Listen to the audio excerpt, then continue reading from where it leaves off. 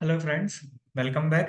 And जैसा कि आपको पता है कि हम इस चैनल पे टेक्स्ट बुक के लाइव मॉक टेस्ट सॉल्यूशंस और ओलाइट बोर्ड के लाइव मॉक टेस्ट सॉल्यूशंस कर रहे हैं अभी। तो आज हम उसी सीरीज में हम आगे बढ़ रहे हैं और हम टेक्स्ट बुक का जो लाइव मॉक टेस्ट सॉल्यूशन करने जा रहे हैं, जो कि 25 जनवरी को पब्लिश हुआ था। ठीक है, तो 25 जनवरी को जो आया था तो हम आज कर रहे हैं। थोड़ा डिले हो गया उस चीज के लिए, लेकिन हम जब इस पीडीएफ में करेंगे हम इस चीज को, तो हम कॉन्सेप्ट बिहाइंड देखेंगे इसमें कि क्या क्या कॉन्सेप्ट्स हैं। जैसे क्वेश्चन को पढ़ने के बाद एक तो होता है कि सीधा ट्रिकी बेस्ड हो गया।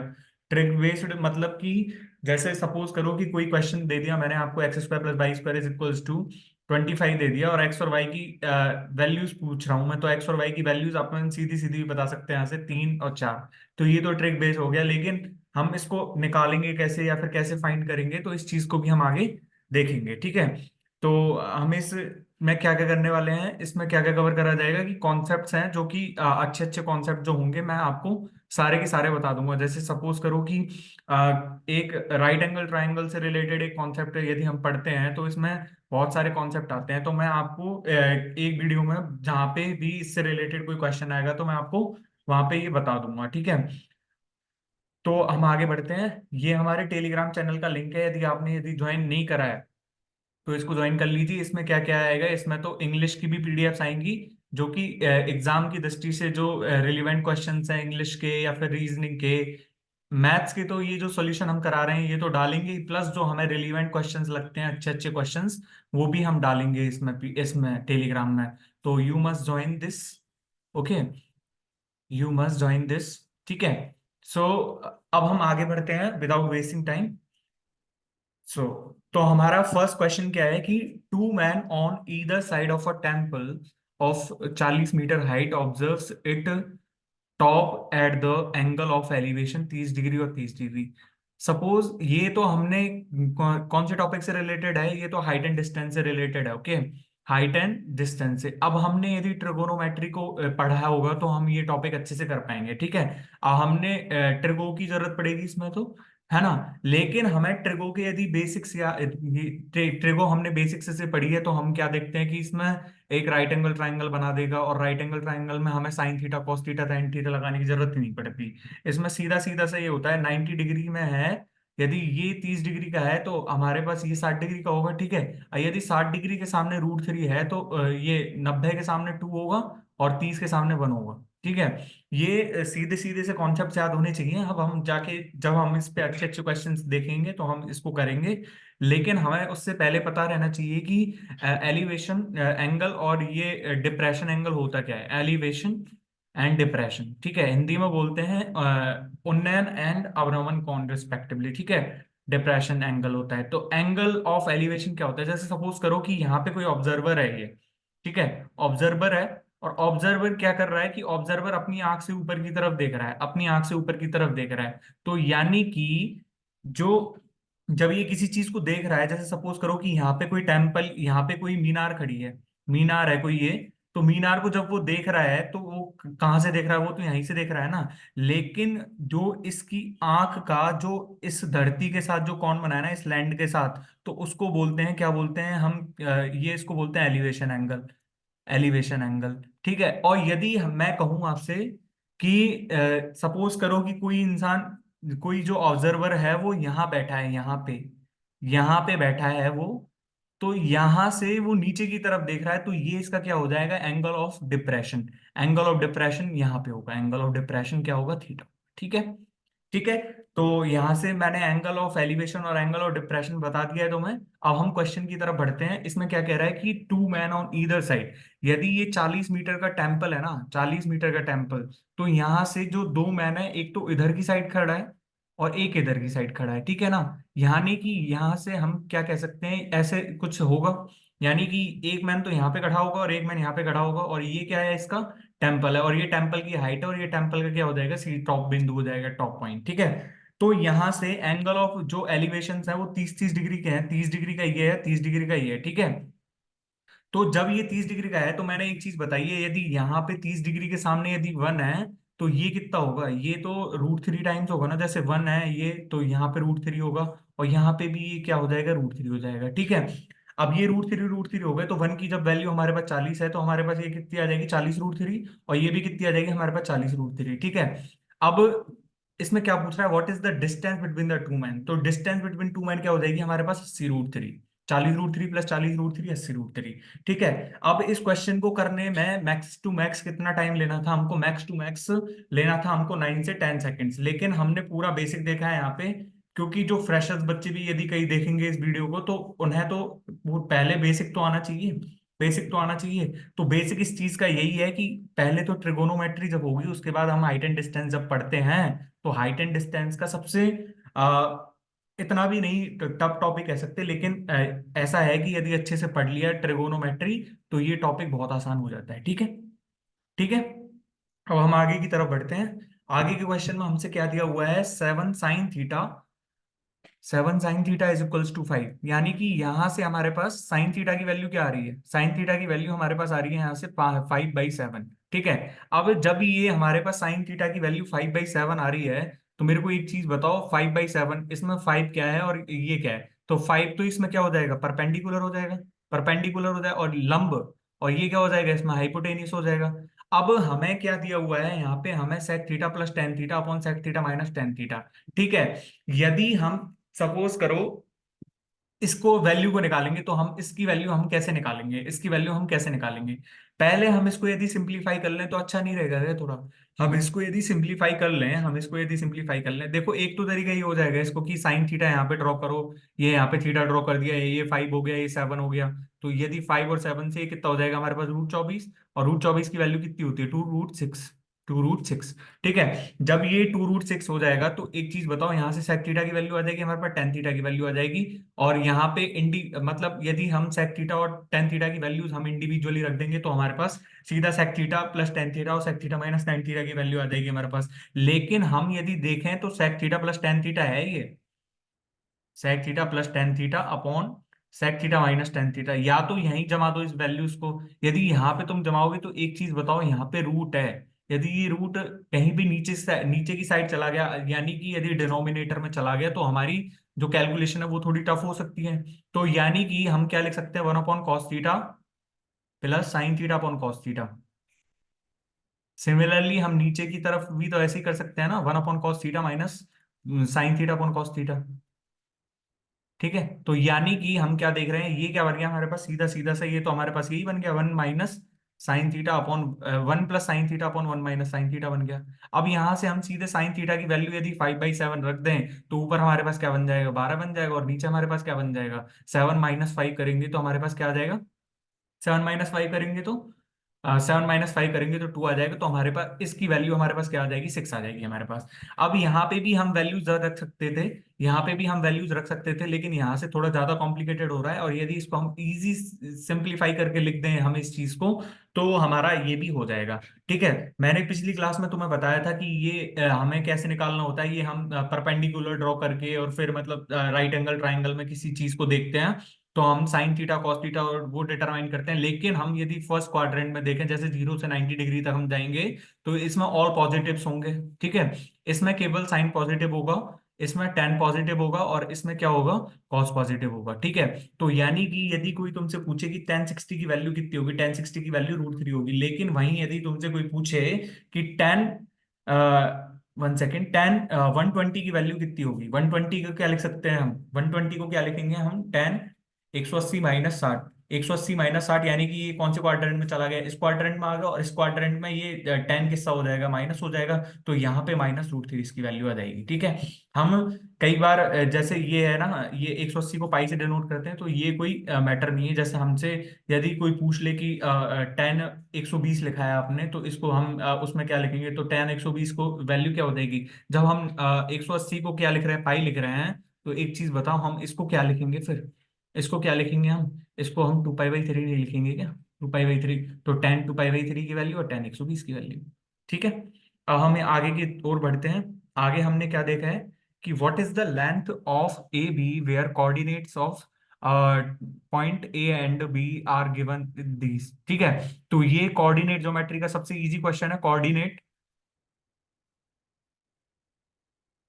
कोऑर्डिनेट ज्योमेट्री का, ठीक है, सबसे इजी क्वेश्चन में से एक है, क्योंकि सबसे इजी क्वेश्चन में से एक क्यों है, जैसे सपोज करो कि मैंने आपको कोई बिंदु यहाँ पे, कोई जैसे पॉइंट ले लिया है यहाँ पे, और कोई पॉइंट ले लिया है यहाँ पे, यदि इनकी दूरी निकाले, जैसे सपोज करो इसका P मान लेते हैं और हम इसका Q मान लेते हैं, तो इस जो पॉइंट के निर्देशांक, निर्देशांक क्या होते हैं कि जब हम कोई ग्राफ ग्राफ ड्रॉ करते हैं तो उसकी एक तो एक्स एक्सिस से वैल्यू होती है, ये तो एक्स एक्सिस से डिस्टेंस है और ये बाई एक्सिस से डिस्टेंस है इसकी।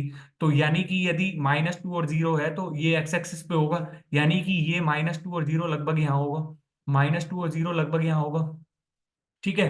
और ये 2 और 3 कहाँ होगा, 2 और 3 कहाँ होगा, 2 यानी कि एक्स एक्सिस से तो हमें 2 लेना है और बाई एक्सिस से हमें 3 लेना है, तो यानी कि यहां से यदि हमको ये वैल्यू निकालनी है, हमको तो फाइंड ये वैल्यू करनी है, फाइंड हमको ये वैल्यू करनी है। लेकिन अब यदि हम यहाँ पे देखें कि हमने पी बिंदु के कोऑर्डिनेट्स यदि हम x1 और x2 मान लें, x1 और y1 मान लें, और इसका हम x2 और y2 मान लें, तो हमारे पास जो पी क्यू की वैल्यू होती है, वो पी क्यू की वैल्यू हमारे पास कितनी होती है, पी क्यू की वैल्यू हमारे पास कितनी होती है, ये पी क्यू की वैल्यू हमारे पास होती है रूट में x2 - x1 square plus y2 minus में y1 का स्क्वायर, ठीक है, इसका रूट, ठीक है। तो हमने जब ये हमने पढ़ लिया, तो एक चीज बताओ, हम ए बी की वैल्यू नहीं निकाल सकते यहाँ से, ए बी की वैल्यू हम नहीं निकाल सकते, ए के निर्देशांक हमें -2 0 दिए हुए हैं, बी के निर्देशांक हमें 2 और 3 दिए हुए हैं। तो हम यदि सॉल्व करेंगे इस चीज को, तो हम यदि x1 और x1 y1 इसको मान लें हम, 1 सेकेंड, x1 y1 इसको मान लें और x2 y2 इसको मान लें, तो हमें क्या देख रहे हैं, हम देख पा रहे हैं कि हमको x2 - x1 करना है, यानी कि 4 का स्क्वायर प्लस ये हमें क्या करना है, 3 - 0 का स्क्वायर, यानी कि ये हमारे पास 16 और 9 25 बन जाएगा ना, √25, और √25 कितना होता है, 5 होता है ना, तो इसकी जो वैल्यू है वो 5 आ जाएगी, ठीक है, ठीक है ना। अब आगे बढ़ते हैं हम क्वेश्चन की तरफ। ये सबसे बेसिक क्वेश्चन है, यदि ये जब तुमने 10th क्लास पास करी है तो उसमें बहुत अच्छे से पढ़ा है, तो ट्राई योर सेल्फ, और यदि नहीं हो तो बता देना। वैसे कोई ऐसा नहीं होगा कि जिसपे ये क्वेश्चन भी नहीं होगा। अब मैं एक बार बता देता हूँ कि जैसे x + y की वैल्यू 8 है और 2x + y की वैल्यू 10 है, तो हम यहाँ से कैसे वैल्यूज कैलकुलेट करेंगे, हम यहाँ से जैसे दोनों दोनों ये जैसे मान लो इसको 2 इक्वेशन मान लिया और इसको 1 मान लिया, हम दोनों को वो करेंगे, सब्ट्रैक्ट करेंगे, 2 - 1 करेंगे, तो हमारे पास जो है बाई बाई कट जाएगा, हमारे पास x की वैल्यू आ जाएगी, हमारे पास कितनी 2 आ जाएगी, और y की वैल्यू, जब x की वैल्यू 2 आ गई तो y की वैल्यू हमारे पास 4 आ जाएगी, ठीक है। अब ये क्वेश्चन तो हमने कर लिया, लेकिन हमने इसमें दो मेथड्स पढ़े थे, एक तो हमने ये पढ़ा था सब्स्टिट्यूट मेथड, सब्स्टिट्यूट मेथड एक तो है ना, और एक इसमें मतलब ये तो प्रतिस्थापन विधि होती है ना इसमें, कि भाई हमने यहाँ से पहले तो हमने y की वैल्यू निकाल ली यहाँ से, y = 8 - x, ये फिर 8 - x को इस यहाँ से उठा के हमने यहाँ पे रख दिया, तो हमारे पास क्या बन जाएगा, 2x + 8 - x = 10, यानी कि अब यहाँ से हमारे पास x की वैल्यू आ जाएगी, है ना। या फिर एक और मेथड कौन सा होता है, बताओ। एक और मेथड होता है इस चीज के लिए, हम करेंगे विलोपन। विलोपन विधि में क्या होता है, विलोपन में क्या होता है कि हम यहाँ से जैसे ये जो x + y = 8 है और 2x + y value, 2x + y की वैल्यू यहाँ से 10 है, तो हम किसी भी एक वेरिएबल को किसी भी एक वेरिएबल के जो है ना गुणांक को क्या करेंगे, इक्वल करेंगे। जैसे यहाँ पे y का गुणांक एक एक ही है, जैसे सपोज करो कि मैं आपके सामने एक क्वेश्चन देता हूँ, 4x + 3y = 7, एंड ये दे दिया मैंने 5x - 4y = 1, तो हम यहाँ से कैसे वैल्यूज कैलकुलेट करेंगे, हम यहाँ से वैल्यूज कैसे कैलकुलेट करेंगे, हम या तो हम चार की गुणांक को सेम, या तो हम इसको x के गुणांक को सेम बना लेंगे, या फिर हम y के गुणांक को सेम बना लेंगे। यदि x का गुणांक सेम बनाना पड़ेगा तो हमें फर्स्ट इक्वेशन को तो किससे मल्टीप्लाई करना पड़ेगा, फर्स्ट इक्वेशन को हमें किससे मल्टीप्लाई करने पड़ेगा, हमको 5 से, और सेकंड को हमको 2 से मल्टीप्लाई करना पड़ेगा। तो फिर भाई इक्वेशन पूरी जब मल्टीप्लाई होती है तो इक्वेशन में पूरे में ही होती है, क्योंकि इक्वेशन को दोनों तरफ मल्टीप्लाई करेंगे तो तभी जो है वो इक्वेशन वही रहेगी, ठीक है। अब हम आगे की तरफ बढ़ते हैं क्वेश्चन की तरफ, ठीक है। ये तो बेसिक सा है जो आपने 10th क्लास में पढ़ लिया होगा अच्छे से, ठीक है। अब इसमें क्या कह रहा है, the average age of 25 players is, the average age of 12 players of a team is 25 years. अब एक चीज बताओ, जब 12 प्लेयर्स का 25 ईयर्स है, तो टोटल कितना है हमारे पास, टोटल क्या होता है, टोटल होता है एवरेज इंटू सम, सॉरी, हमारे पास इनका टोटल सम कितना हो जाएगा? टोटल सम हमारे पास 300 नहीं हो जाएगा? टोटल सम हमारे पास 300 ईयर्स नहीं हो जाएगा क्या? एक चीज बताओ, हम एवरेज को क्या लिखते हैं? एवरेज यही तो होता है, टोटल अपॉन में ये तो सम अपॉन में टोटल नंबर्स, सम अपॉन में टोटल, यानी कि यदि हम सम अपॉन टोटल करेंगे तो सम कितना है यहाँ पे? सम तो हमारे पास हमको पता नहीं है, तो sum is equals to average into total. Average into total, यानी कि एवरेज हमारे पास कितना है? 25 है, और 12 यानी कि 300।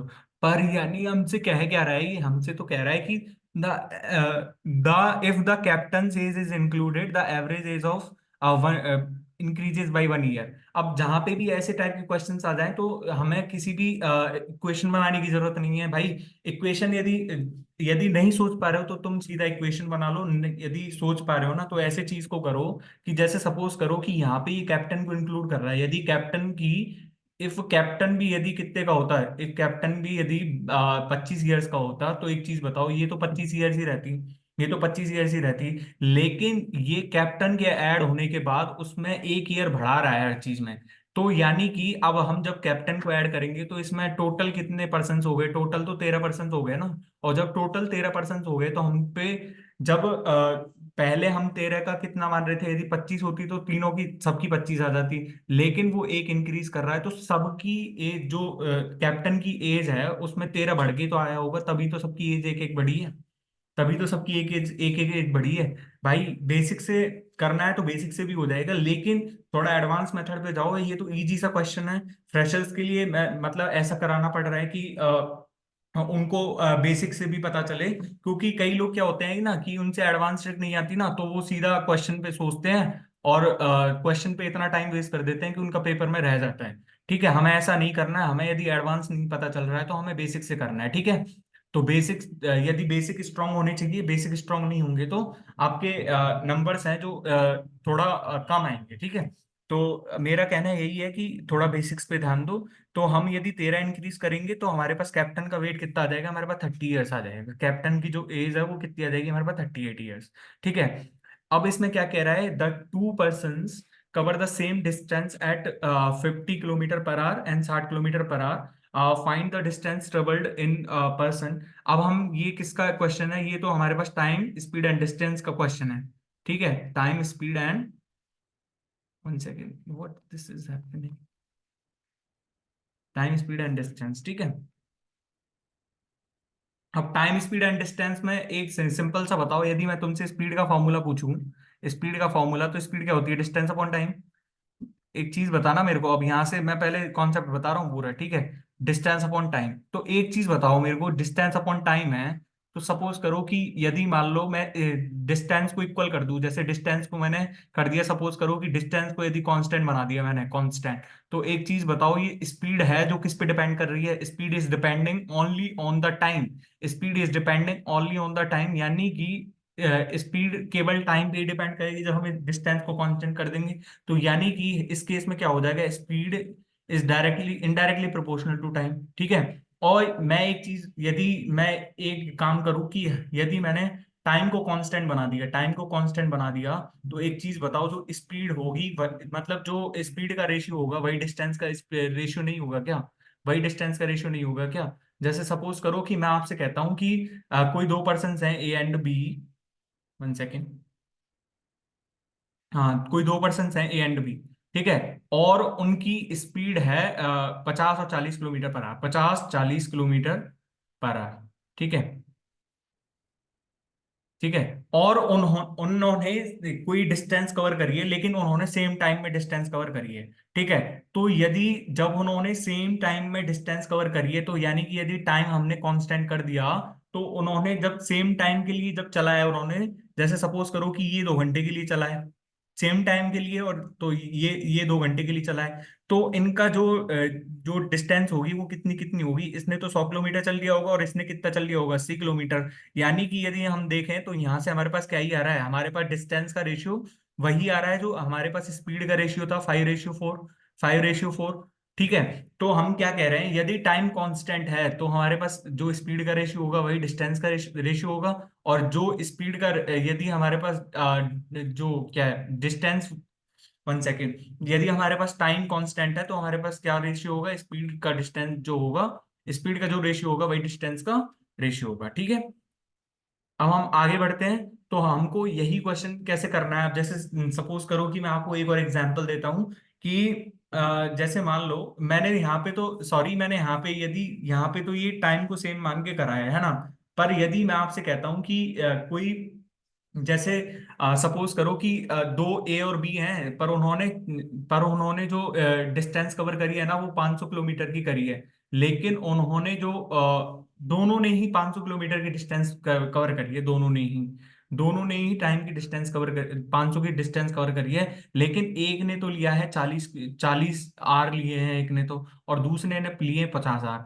ठीक है, जब ए ने 40 आर और बी ने 50 आर लिए हैं, तो एक चीज बताओ मेरे को, इनका स्पीड बताना है तुमको। तो स्पीड क्या होगी, स्पीड तो हमारे पास डिस्टेंस अपॉन टाइम ही है ना, डिस्टेंस अपॉन टाइम यानी कि 500 अपॉन में 40 रेशियो 500 अपॉन में 50, 500 अपॉन में 50, यानी कि हम यदि देखें तो हमारे पास 50/40 आएगा। यानी कि हम क्या देख पा रहे हैं कि जो यहाँ पे हमारा टाइम था उसका विपरीत रेशियो नहीं आ रहा, उसका अपोजिट रेशियो नहीं आ रहा। तो हम क्या कह सकते हैं कि यदि हमने डिस्टेंस कांस्टेंट रखी है तो हमारी जो स्पीड होगी वो इनडायरेक्टली प्रोपोर्शनल टू टाइम, और डिस्टेंस यदि टाइम सेम है तो हमारे को जो स्पीड होगी वो डायरेक्टली प्रोपोर्शनल टू डिस्टेंस होगी। ठीक है, तो ये क्वेश्चन हमारे पास सेम ऐसा ही है कि जैसे सपोज करो कि 2 पर्सन है, जैसे मैंने मान लिया ए और बी है, ए और बी ने, एक ने तो 50 इसकी किलोमीटर पर आ रहा है इसकी स्पीड तो, और एक की किलोमीटर 60 किलोमीटर पर आ रहा है।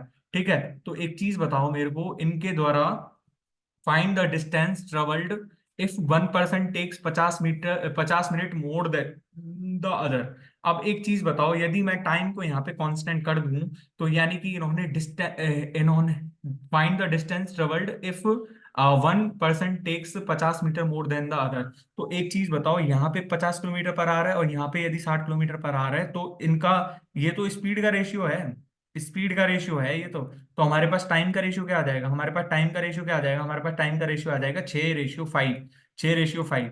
यानी कि यदि बी ने 5 टाइम लिया है ना तो ए ने 6 टाइम लिया है, यानी कि ये एक टाइम ज्यादा लिया है, और एक टाइम की वैल्यू ही इतने कितनी दी हुई है, 50 मिनट। यानी कि जो बी जो ए है वो इसी डिस्टेंस को, एक की वैल्यू जो हमारे पास 50 है तो 6 की हमारे पास कितनी आ जाएगी, 300 मिनट्स, 300 मिनट्स।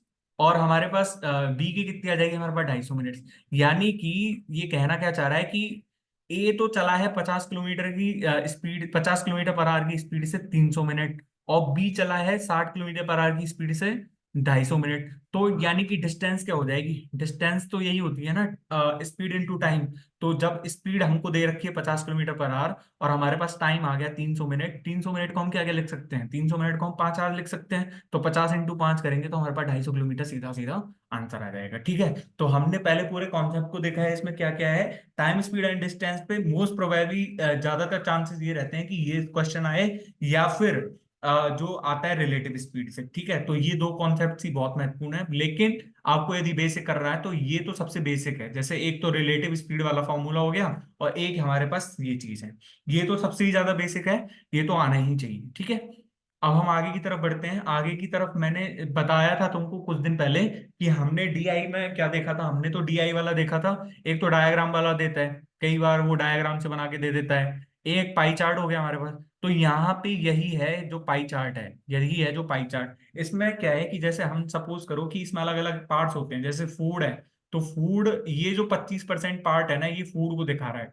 ये जो 25% पार्ट है ना ये फूड को दिखा रहा है। और यदि हम इसमें देखें जैसे सेविंग को कौन सा दिखा रहा है, तो सेविंग में ये चीज बताओ कि सेविंग में ये वाला कौन सा होगा, तो ये जो 5% भाग है ना ये जो सेविंग को दिखा रहा है। ठीक है, तो हम क्या कह सकते हैं, यहाँ पे दिया हुआ क्या है हमारे पास, if the total expenditure of a family, if the total expenditure of a family is ₹170,000 per year, यानी कि 170,000 पर ईयर हमारे को किसकी वैल्यू दी हुई है, हमको 100% की वैल्यू हमारे को कितनी दी हुई है, 170,000 पर ईयर, 170,000 पर ईयर दी हुई है। यानी कि हमारे पास 1% की वैल्यू, हमसे 1% की हम यहाँ से निकाल रहे हैं तो हमारे पास 1700 आ जाएगी, 1700 पर ईयर।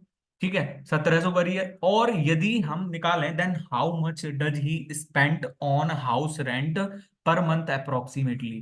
ठीक है, तो यानी कि जब स्पीड और स्पेंट ऑन हाउस रेंट, तो हाउस रेंट पे कर कितना रहा है, हाउस रेंट पे कर कितना रहा है, हाउस रेंट पे तो यही चीज है ना, ये 13% वाला ही कर रहा है। अब हम देखें हैं तो हम क्या कह सकते हैं कि यदि ये तो 13 का मल्टीपल आना चाहिए, ये तो हमारे पास कितना मल्टीपल आना चाहिए, 13 का मल्टीपल आना चाहिए। तो एक चीज बताओ, ये देखो ये है 13 का मल्टीपल, ये नहीं है 13 का मल्टीपल, है ना, ये भी नहीं है 13 का मल्टीपल। अपन को ये मन मन में करके देखना है कि हमको भाग दे के देख लेना है, या फिर देखो 20,000 में तो सिंपल सी चीज है कि 13 भाग नहीं जा रहा है, 2,000 में भी नहीं जा रहा, 1840 में जा रहा है नहीं जा रहा है, 1840 में भी नहीं जा रहा, तो हमारा ऑप्शन यही होना चाहिए। पर हम करके देखते हैं एक बार कि he spend on how, like, क्या कह रहा चाह रहा है, then how much does he spend on house rent per month. यानी कि जब ये हमारे पास 1% की वैल्यू 1700 है, तो हम 13% की वैल्यू नहीं निकाल सकते हैं। 13% की वैल्यू हमारे पास कितनी आ जाएगी, 13% की वैल्यू हमारे पास कितनी आ जाएगी, 1700 इंटू 13, 1700 इंटू 13 कितना हो जाएगा हमारे पास, 22100, 22100। लेकिन यदि हम देखें yearly expenditure of a family, ये तो ईयरली एक्सपेंडिचर को दर्शा रहा है, और यदि हमारे पास टोटल एक्सपेंडिचर ये है, टोटल एक्सपेंडिचर हमारे पास ये है, तो एक चीज बताओ मेरे को कि ये तो हमसे मंथली, मंथ में अप्रोक्सीमेटली पूछ रहा है ना, मंथ में अप्रोक्सीमेटली, ये तो ईयर का है, ये तो ईयर का है, ईयर का, पर ईयर का किस पे, हाउस रेंट पे, हाउस रेंट पे। तो इसके जो ऑप्शंस हैं, अब एक चीज बताओ, ये तो हमने ईयरली के हिसाब से निकाला ना, तो ईयरली के हिसाब से तो ये ऑप्शन भी गलत है, ईयरली के हिसाब से ये भी ऑप्शन गलत है, क्योंकि ईयरली तो हमसे पूछा ही नहीं, हमसे तो मंथली पूछा है। तो मंथली हम यदि देखेंगे तो 22,100 को हम फिर किससे डिवाइड करना पड़ेगा, 12 से। तो 12 से जब हम मल्टीप्लाई करेंगे तो हमारे पास कितना आ जाएगा, 12 से डिवाइड करने में, 12 कम 12, 10 बचा 12, 12 × 96, 12 × 4 = 48, और ये 12 × 4 = 48, और ये हमसे क्या पूछ रहा है, हाँ 12 चौका 48, 1 सेकेंड, हाँ 12 चौका 48, और हमारे पास दो बचा, और 12 एकम 12, यानी कि हमारे पास अप्रोक्सीमेटली जो वो आ रहा है ना, तो हमारे पास 1840 आ रहा है, ये तो मंथली के हिसाब से होता है, ठीक है। तो यदि हमें ये वाला भी करके देखे ना कि हमसे पूछ क्या रहा है, हमसे मंथली का पूछ रहा था, तो गलती से ये आंसर मत लगा देना कि भाई यदि ये आंसर हमने लगा दिया, ठीक है, मैंने तुम्हें थोड़ा सा कंफ्यूज कर दिया था इस चीज को बोल के कि हम ये आंसर लगा सकते थे, ये 13 का मल्टीपल सीधे सीधा आ रहा है,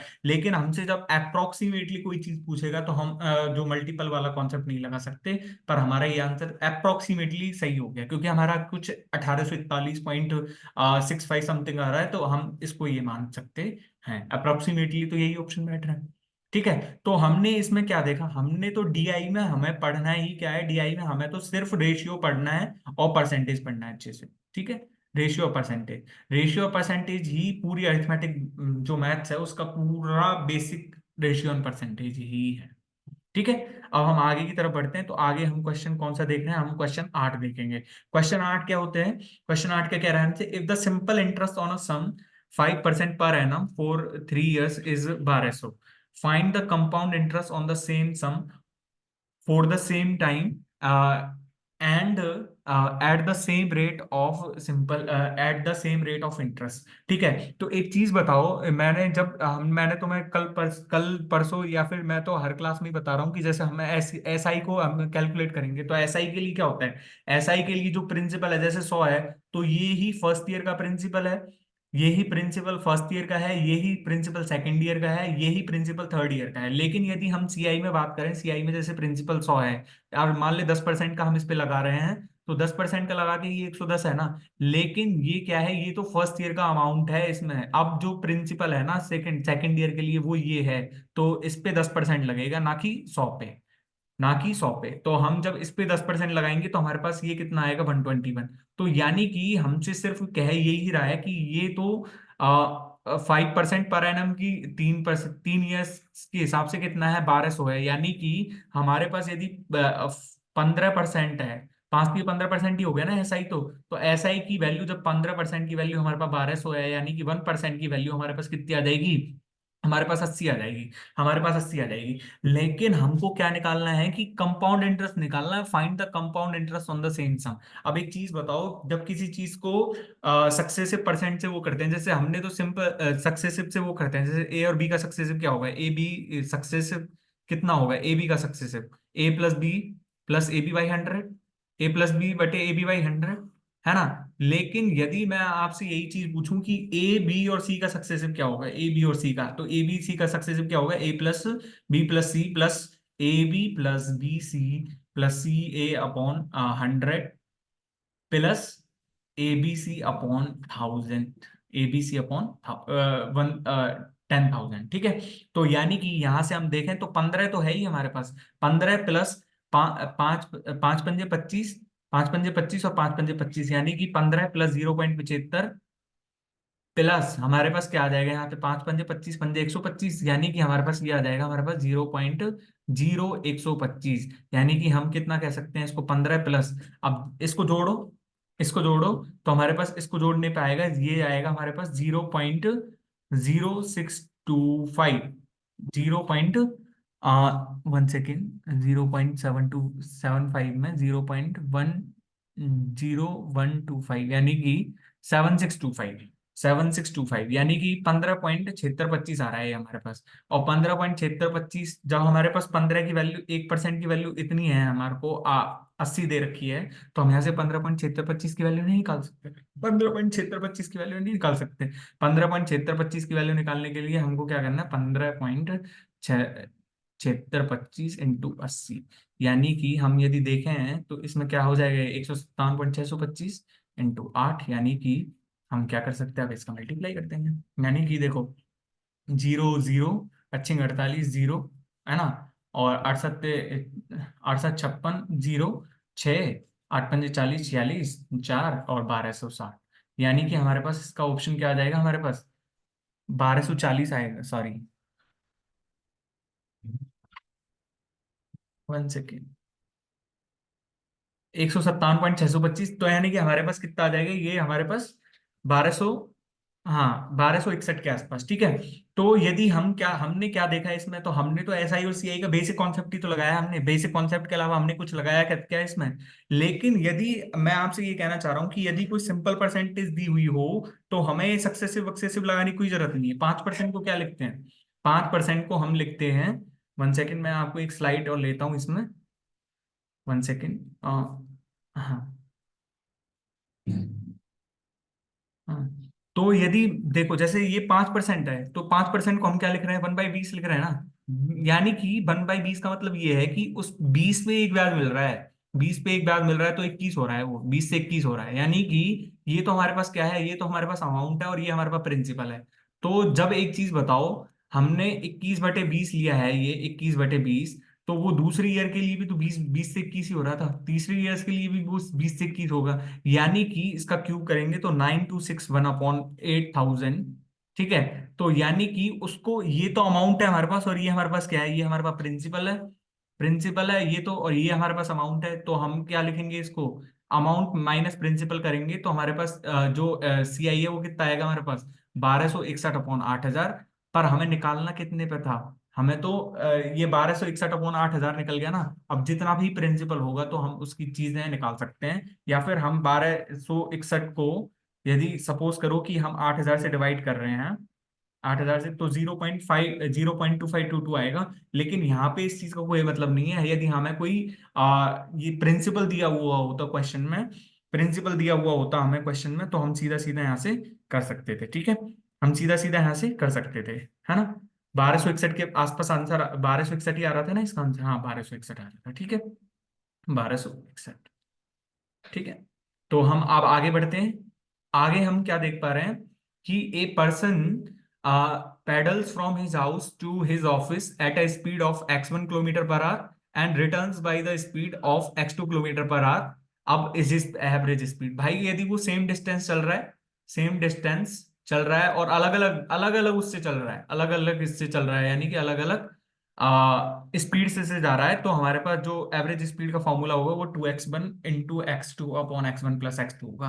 अब हमें तो ये थोड़ी देखना था कि क्वेश्चन का आंसर ये, हमें तो पूरा कॉन्सेप्ट जानना है इसके पीछे का। तो हम अब कॉन्सेप्ट, एक चीज बताओ मेरे को, कि जैसे ये तो हाउस है किसी का, ठीक है, एक पर्सन है जो हमेशा हाउस से ऑफिस जाता है, ऑफिस, सपोज वो घर से ऑफिस की तरफ जा रहा है, घर से ऑफिस की तरफ जा रहा है।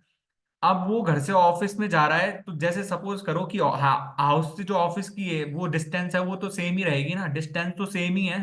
डिस्टेंस तो यहाँ से सेम ही रहेगी ना, या पर हम मान रहे हैं कि यहाँ से तो वो x किलोमीटर पर आवर से निकला है, यहाँ से तो वो x1 किलोमीटर पर आवर से निकला है, और यहाँ से वो किससे निकला है, x2 किलोमीटर पर आवर से। भाई क्वेश्चन के अकॉर्डिंग ही चल रहा हूँ मैं अभी, ठीक है, x2 किलोमीटर पर आवर से चल रहा है।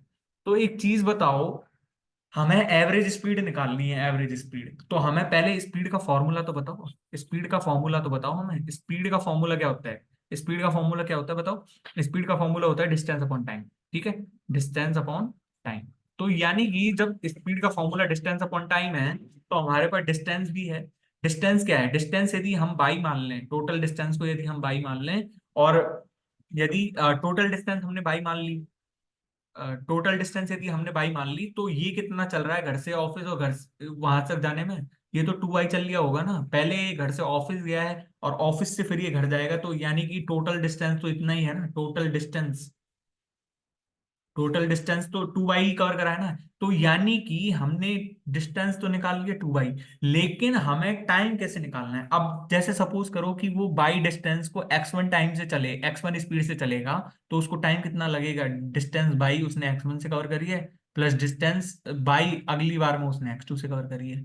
तो यानी कि हमारे पास एवरेज स्पीड यही तो आ जाएगी, एवरेज स्पीड हमारे पास यही तो आ जाएगी। जब एवरेज स्पीड हमारे पास ये आ गई, तो हम क्या लिख सकते हैं इसको, 2y upon x1 plus x2 into by, और इंटू x1 इंटू x2 ऊपर घूम ही जाएगा, तो यानी कि बाई से बाई कट गया। यानी कि हम क्या देख पा रहे हैं, 2x1 into x2 upon x1 plus x2। ये सिर्फ तभी पॉसिबल है जब हमें डिस्टेंस इक्वल दी हुई हो, इक्वल डिस्टेंस के लिए, four equal distance only, four equal distance only, ठीक है। ये स्टैंडर्ड फॉर्मूला है, यदि याद कर सको तो कर लो, नहीं तो कोई दिक्कत की वाली बात नहीं है, ठीक है। अब ये क्वेश्चन या तो खुद से ट्राई करो, या फिर मैं तुम्हें एक बार बता देता हूँ कि जैसे हमें एवरेज दे रखा है 50 नंबर्स का, 50 नंबर्स का एवरेज हमें 45 दे रखा है, तो हम यदि सम निकालेंगे, तो सम हमारे पास कितना आएगा, 45 इंटू 50, 45 इंटू 50, और 45 इंटू 50 क्या होता है, 1 सेकेंड, 45 इंटू 50 क्या होता है हमारे पास, 2250।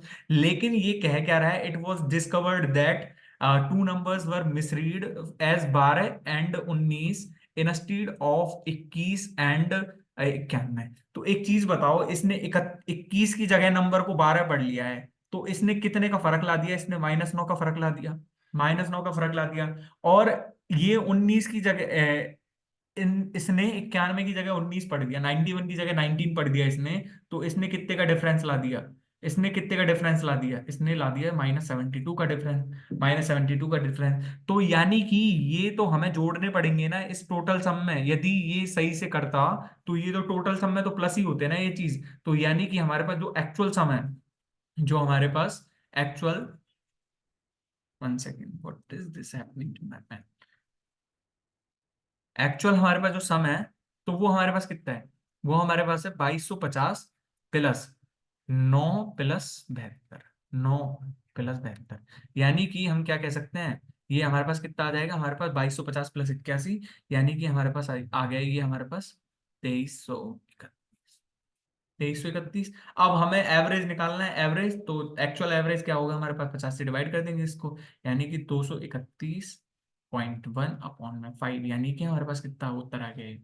कितना उत्तर आ गया, या फिर हम यदि देखें तो इसका डिजिट सम 3 से मल्टीपल है, तो ये 3 का मल्टीप्लाई होना चाहिए। तो यानी कि देखो, ये भी 3 का मल्टीपल है, ये भी 3 का मल्टीपल है, ये 3 का मल्टीपल नहीं है, तो ये हमारा ऑप्शन नहीं हो सकता। ये हमारा ऑप्शन क्यों नहीं हो सकता, 3 का मल्टीपल हमें चेक करना है, तो डिजिट सम देखना है ना हमें, तो रियलिटी में तो डिजिट सम ही देखना है। ये 6 और 6 12 है, और 6 18, ये भी 3 का मल्टीपल है, तो एक से ज्यादा ऑप्शन 3 के मल्टीपल है, तो हमें करके ही देखना पड़ेगा। यानी कि ये हमारे पास आ जाएगा 4, ये 336, यानी कि 46 के समथिंग, और 46 के समथिंग एक ही चीज है, 46.62, ठीक है, 46.62, यानी कि एक ही ऑप्शन दिख रहा है ना हमें ऐसा, तो ठीक है, तो 46.62। एवरेज का तो सीधा सीधा सा फंडा है ना। पर एवरेज में कई बार ऐसे होता है कि जैसे सपोज करो कि इसने कई बार उसमें हम एलिगेशन वाली चीजें भी पढ़ लेते हैं। एलिगेशन क्या होता है, कि एलिगेशन में हमें क्या दिया होता है, जैसे एक तो कोई भी दो चीजों के बीच में कंपैरिजन करवा लिया, जैसे सपोज करो कि ए और बी है, और ए की वैल्यू दे दी हमें, ए का वैल्यू दे दिया जैसे 50%, टोटल हमारे पास 30%, टोटल दे दिया ये तो हमारे को, और इनका रेशियो दे दिया फाइनल। रेशियो दे दिया, जैसे कुछ भी, जैसे सपोज करो कि मैंने एक्स रेशियो वाई मान लिया, तो हमसे वाई की वैल्यू फाइंड करवा सकता है, वाई बी की वैल्यू फाइंड करवा सकता है। हमने अभी तक किसी क्वेश्चन में देखा नहीं है, लेकिन हम जब क्वेश्चन में देखेंगे तो इसके बारे में डिटेल्ड एक्सप्लेनेशन पढ़ेंगे इसकी, ठीक है। और हम आगे की तरफ बढ़ते हैं। आगे हमारा कौन सा क्वेश्चन है, ये 12वें नंबर का क्वेश्चन है, ठीक है। तो the difference between the compound interest and simple interest on a sum for 2 years at the rate of 10% per annum. तो एक चीज बताओ, 10% को यदि एस आई मान के करें तो एस आई 10% का 2 years के लिए कितना हो जाएगा, फॉर 2 years 20% हो जाएगा। और 10% को यदि हम सी आई माने, सी आई माने मतलब हम यदि इसको सक्सेसिव की तरह वो बिहेव करें, हम इसको सक्सेसिव परसेंट का फॉर्मूला लगाएं इस पे, तो हमारे ये 10% का कितना हो जाएगा, 21% हो जाएगा ना। 21% ही तो होएगा, सी आई इज इक्वल टू 21%। यानी कि हमारे पास जो इनका डिफरेंस आ रहा है ना, जो S I minus C I minus S I, C I minus S I का जो हमारे पास डिफरेंस है ना, वही हमको 200 दे रखा है एक का। तो यदि 1% की वैल्यू हमारे पास 200 है, तो एक चीज बताओ, 100% ही तो है हमारे पास, प्रिंसिपल तो 100% ही है ना, प्रिंसिपल तो 100% ही है ना हमारे पास। जब प्रिंसिपल हमारे पास 100% है, तो हमने 100 का मल्टीप्लाई कर दिया, और 100 का मल्टीप्लाई करके हमारे पास क्या ऑप्शन आ गया, ये ऑप्शन आ गया, ठीक है। आगे की तरफ बढ़ते हैं हम, क्वेश्चन क्वेश्चन 13, ठीक है। A car got 2 punctures, one can flatten the tyre in 9 minutes। यानी कि वन कैन फ्लैटन, फ्लैटन का मतलब उसमें से सारी हवा निकल जाएगी, ठीक है। उसकी सारी जो एयर प्रेशर है उसका निकल जाएगा, और उसमें वो एकदम फ्लैट हो जाएगा, ठीक है। तो यानी कि हम इसको मान लें, चलो इसको वन, ये तो हमने मान लिया, चलो P1 मान लिया है ना, और ये हमने मान लिया P2, ठीक है। तो ये तो टाइम एंड वर्क का भी क्वेश्चन बन गया, ये तो टाइम एंड वर्क का क्वेश्चन बन गया। तो टाइम एंड वर्क के क्वेश्चन में जैसे सपोज करो कि ये तो P1 है, ये P2 है, और P1 कितने दिन में कर रहा है, P1 9 मिनट्स में कर रहा है, और P2 18 मिनट्स में कर रहा है। तो एक चीज बताओ, मैंने तो एक ही चीज बता रखी है तुम्हें, कि जो डेज होंगे ना, नंबर ऑफ डेज, सिर्फ मैंने तो जब टाइम एंड वर्क वाला टॉपिक थोड़ा सा बताया था पिछली क्लास में, थोड़ा सा एक्सप्लेन करे था, तो नंबर ऑफ डेज जो होंगे वो किसके इनवर्सली प्रोपोर्शनल होंगे, एफिशिएंसी के। यानी कि जो इनकी एफिशिएंसीज होंगी, यदि उनका जो नंबर ऑफ डेज है वो A1:2 में है, तो ये 2:1 में होगा। यानी कि हम क्या कह सकते हैं, इनकी एफिशिएंसी जो होगी वो 2:1 में ही तो होगी, 2:1 में ही तो होगी। यानी कि अब हम क्या निकाल सकते हैं, यहाँ से टोटल वर्क निकालेंगे। तो टोटल वर्क क्या होता है, टोटल वर्क क्या होता है, number of days, number of days into efficiency, ठीक है। जब number of days into efficiency कर लिया हमने, तो हमारे पास टोटल टोटल कितना आ गया, 18। यानी कि टोटल 18 यूनिट हवा थी उसमें। जब ये दोनों मिलके करेंगे तो उसी काम को आप 3 यूनिट से करेंगे, तो इनकी जो ये दोनों मिलके करेंगे तो उसको 6 मिनट में, 6 मिनट में ही कर देंगे, 6 मिनट में ही कर देंगे, ठीक है। हाँ, the four numbers are in ratio, the difference between the largest and smallest is 4800, ठीक है। अब एक चीज बताओ, मैं तो यहाँ पे वेरिएबल ही नहीं ले रहा हूँ, कोई वेरिएबल नहीं कर रहा हूँ। जैसे हम पहले इसको 8x मानेंगे, फिर इसको 7x मानेंगे, फिर इसको 5x, और फिर इसको 13x। हमें लग रहा है कि ये स्मॉलेस्ट है, ये लार्जेस्ट हो गया, इनके बीच का डिफरेंस दे रखा है। ये कोई फॉर्मेलिटीज करने की जरूरत नहीं है, हम अभी एसएससी का पेपर फाइट कर रहे हैं, ना कि 10 क्लास कर रहे हैं, ठीक है। तो हमें जब देखना है, तो यहाँ से 13 और 5 का डिफरेंस क्या है, हमारे पास 8 है, और 8, उसी 8 की वैल्यू हमारे पास 4800 दी हुई है, यानी कि वन की वैल्यू हमारे पास 600 दी हुई है, ठीक है। तो स्मॉलेस्ट नंबर की वैल्यू क्या होगी हमारे पास, 600 into 5 is equal to 3000 value होगी, ठीक है। 3000 वैल्यू होगी। ये तो सबसे सिंपल एस क्वेश्चन है, सिंपल एस क्वेश्चन, ठीक है भाई। रेशियो एंड प्रोपोर्शन की जब हम अच्छी क्वेश्चन देखेंगे, मैं एक बार प्रयास करूंगा कि अच्छी सीट डालूं इस चीज की, रेशियो एंड प्रोपोर्शन के लिए, ठीक है, जिससे मेरा भी रिवीजन हो जाए और तुम्हारा भी रिवीजन हो जाएगा, ठीक है। A container contains 10 liter mixture in which there is 10% sulfuric acid। अब देखो, ये यदि मिक्सचर वाला क्वेश्चन है, तो मिक्सचर में यहाँ पे दे दिया ना 10% मिक्सचर, 10%, यानी कि जब ये 10% को हम 1/10 लिख रहे हैं, और टोटल की 10 लीटर, टोटल 10 को हम 10 लीटर से रिप्रेजेंट कर रहे हैं, तो यानी कि हमारे पास सल्फ्यूरिक एसिड उसमें कितना है, हमारे पास A 1 लीटर ही तो है, सल्फ्यूरिक एसिड तो 1 लीटर ही है। यानी कि हम क्या कह सकते हैं कि मिक्सचर कंटेन्स 9:1 में होगा ना, 9:1। लेकिन यदि हमको सल्फ्यूरिक एसिड यदि ऐड करना है तो make the solution 25% sulphuric acid. यानी कि जब वो 25% मिला रहा है तो एक चीज बताओ, 25% को हम क्या लिख सकते हैं, 1/4। यानी कि टोटल सॉल्यूशन यदि 4 है ना, तो उसमें से एक सल्फ्यूरिक एसिड है, एक सल्फ्यूरिक एसिड है, और एक जब सल्फ्यूरिक एसिड है तो बाकी के 3 क्या है, बाकी के 3 कोई और सॉल्यूशन है। तो यानी कि हमारे पास जो कितना हम उसमें सल्फ्यूरिक एसिड ऐड करें कि हमारे पास ये रेशियो कितना आ जाए, हमारे पास 3:1। अब एक चीज बताओ मेरे को कि ये तो कॉन्सेंट्रेशन रेशियो पे क्वेश्चन है ना। जो सॉल्यूशन तुम जैसे सल्फ्यूरिक एसिड मिला रहे हो तुम इसमें, तो सल्फ्यूरिक एसिड मिलाया तुमने, तो जो क्वांटिटी है, जो फाइनल क्वांटिटी है, तो उसमें तो सिर्फ सल्फ्यूरिक एसिड की क्वांटिटी ही तो चेंज होनी चाहिए, सल्फ्यूरिक एसिड की क्वांटिटी ही तो चेंज होनी चाहिए। यानी कि हम क्या कह सकते हैं कि उसमें जो पहले सॉल्यूशन में यदि 9 लीटर सॉल्यूशन था, 9 लीटर सॉल्यूशन था जो मतलब सल्फ्यूरिक एसिड के अलावा था, तो अब भी यहाँ पे भी 9 ही रहना चाहिए, अब भी यहाँ पे भी 9 रहना चाहिए। लेकिन ये यहाँ पे तो 9 है, यहाँ पे 3 है। इसको भी हमें इक्वल करना पड़ेगा, इसको भी हमें इक्वल करना पड़ेगा। ये 9 से 3 कैसे हो गया, चलो ये तो 1 से बन ही रहा, कोई रहा होगा। लेकिन यदि हम इसको ऐड करने के बाद भी हम देख पा रहे हैं कि जो फर्स्ट सॉल्यूशन है उसकी क्वांटिटी घट गई, तो क्वांटिटी कैसे घट जाएगी, तो यानी कि 9:1 है, तो हम इसको यदि 3 से मल्टीप्लाई कर दें तो 9:3। यानी कि उसने 1 से 3 हो गया उसका रेशियो, 1 से 3। यानी कि हमको क्या दिया हुआ था, 1 लीटर की वैल्यू तो हमारे पास 1 लीटर ही थी ना, तो इसने कितना करा है, 2 2 करा है, तो 2 की वैल्यू कितनी जाएगी, हमारे पास 2 लीटर हो जाएगी। और हम इसको यदि ऑप्शन से भी देखें, तो एक चीज देखो, ऑप्शन से ही करनी चाहिए ऐसे क्वेश्चन, यदि से इजी से कोई क्वेश्चन आ जाता है तो ऑप्शन से भी ठीक रहता है। ज्यादातर फर्स्ट और सेकंड ऑप्शन में बैठ जाता है क्वेश्चन का आंसर, यदि ऐसा नहीं बैठता तो ये तो सिंपल सा है ही अपने पास कि भाई ये हमने लगा लिया ऐसे ऐसे करके, बेसिक तो ये आ गया। लेकिन यदि ऑप्शन से सोचना है तो ऐसे सोच सकते हैं। जैसे सपोज करो कि जो उसमें जो दूसरा सॉल्यूशन था उसकी तो मात्रा 9 ही है ना, लेकिन हम उसमें यदि 1 लीटर ऐड करेंगे तो हमारे पास 2 है, और टोटल हमारे पास कितना हो जाएगा, 11 हो जाएगा। ये तो पॉसिबल नहीं है। यदि हम दो वाला ऑप्शन चूज करें, दो वाला ऑप्शन यदि हम चूज करेंगे तो इसमें सल्फ्यूरिक एसिड कितना हो गया, 3 हो गया। लेकिन वो सॉल्यूशन भी तो कितना बन गया हमारे पास, 12 बन गया ना। यानी कि 1/4, 25% ही तो सल्फ्यूरिक एसिड हो गया ना इसमें, तो यानी कि ये ऑप्शन सही हो गया।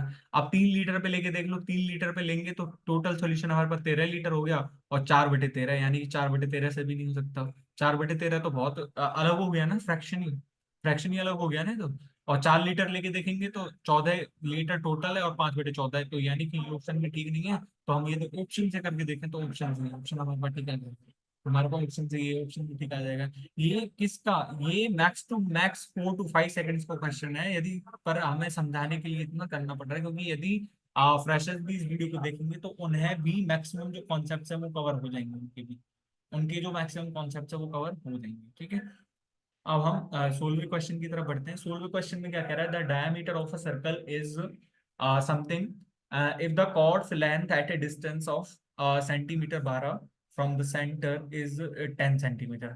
तो एक चीज बताओ मेरे को, तुमने जो वो पढ़ी है दो, क्या ये कॉर्ड क्या होती है, फर्स्ट ऑफ ऑल कॉर्ड तो ये होती है ना, कॉर्ड तो मतलब जो किसी एक पॉइंट को सर्कल पर जो स्थित होगा किसी एक पॉइंट को, तो वो दूसरे पॉइंट से मिलाएगी।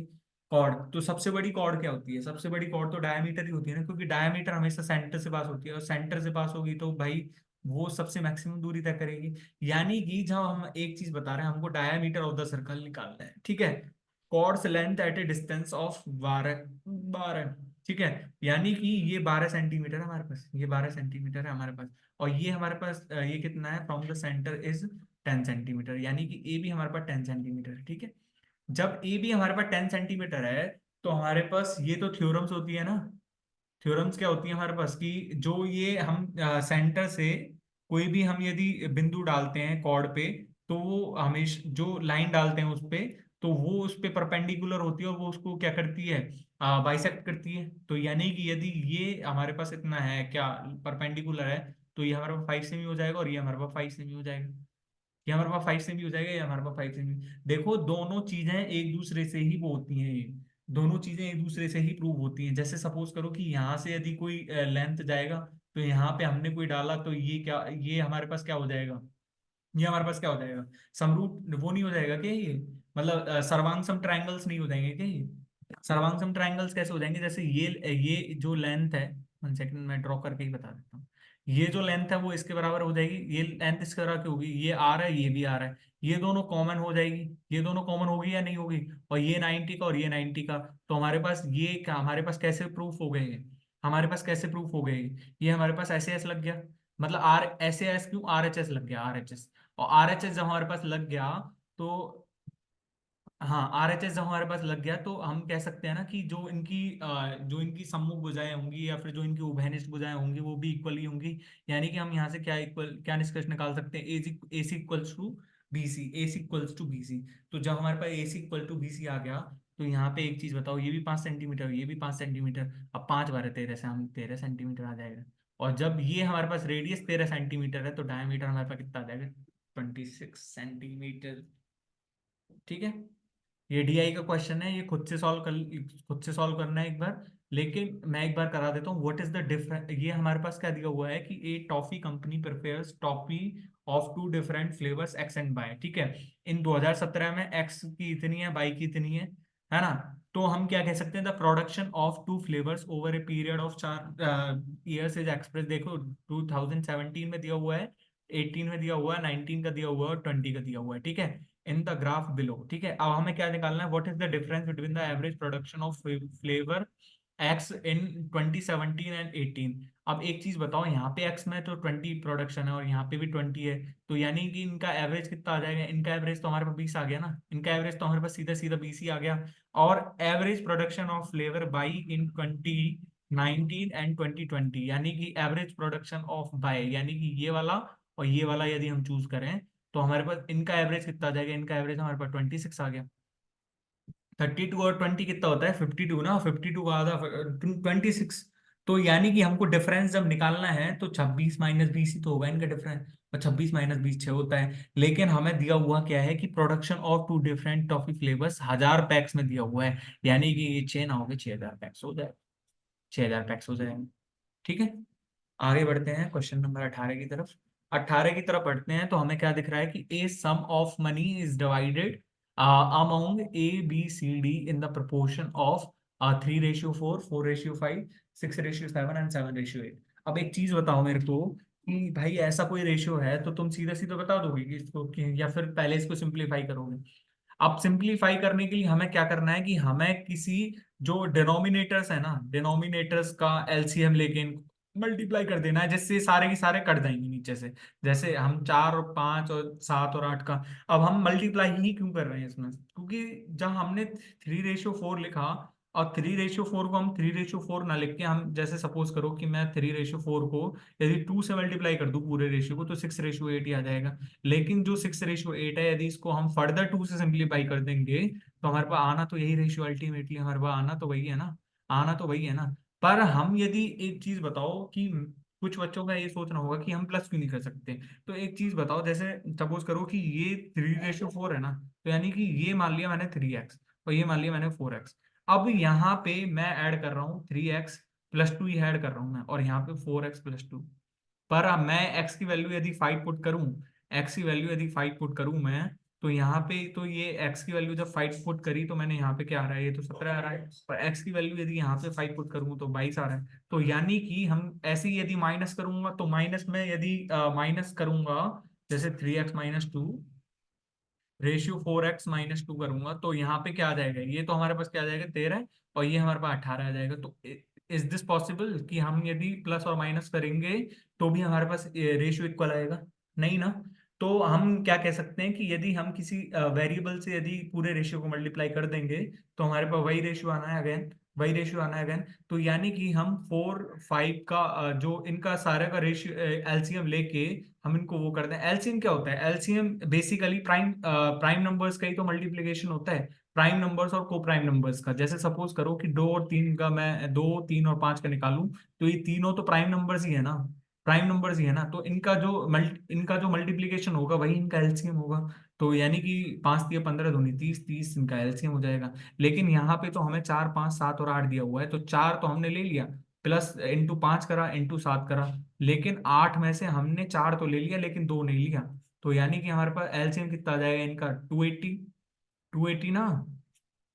जब इनका 280 से हम मल्टीप्लाई करेंगे, तो देखो मैं यहाँ लिख रहा हूँ रेशियो को, 3:4, 5:6, और 6:7, और 7:8। ठीक है, कि एक तो हमने मल्टीप्लाई करी 280 से। ठीक है, अब हमने 280 से जब मल्टीप्लाई करा इसको, तो 280 से 4 तो डिविजिबल है ना, 4 जब डिविजिबल है तो एक चीज बताओ, ये हमारे पास कितना आ जाएगा, हमारे पास 210 आ जाएगा। ये 280 को 5 से डिवाइड करेंगे तो हमारे पास कितना आएगा, 280 को 5 से डिवाइड करेंगे तो हमारे पास 59 आ जाएगा। 59 × 4 कितना होता है, 4×9 36, 3 और 236 आंसर आ गया। ठीक है, और ये हम यदि 6:7 करेंगे तो यानी कि 240 आ जाएगा ये। और ये हमारे पास क्या आ जाएगा, 280/8 करेंगे तो 280/8, 280/8 करो पहले, तो हमारे पास आता है 35। ठीक है, और 35 × 7 करेंगे, 1 सेकंड, हाँ 35 इंटू 7 करेंगे तो हमारे पास कितना आ जाएगा, 35 × 7 करने पे हमारे पास आएगा 245। ठीक है, तो हमें क्या दिया हुआ है, अब यहाँ पे हमें दिया हुआ है if B gets 70 more than A, यानी कि हमें जो 26 की वैल्यू हमको 70 दी हुई है, यानी कि 26 की वैल्यू हमें 70 दी हुई है, तो what is the value of 245, what is the value of 245, 1 second, if there is any mistake in the question, solution. Okay, तो 280 में 5 करो, तो 5, और हाँ इट विल बी, हाँ इट विल बी 56, तो 56 × 4 करना था अपने को, तो 56 × 4 करेंगे तो हमारे पास आ जाएगा 224। ठीक है, तो इस 14 की वैल्यू हमारे पास 70 दी हुई है, यानी कि एक की वैल्यू हमारे पास 5 है।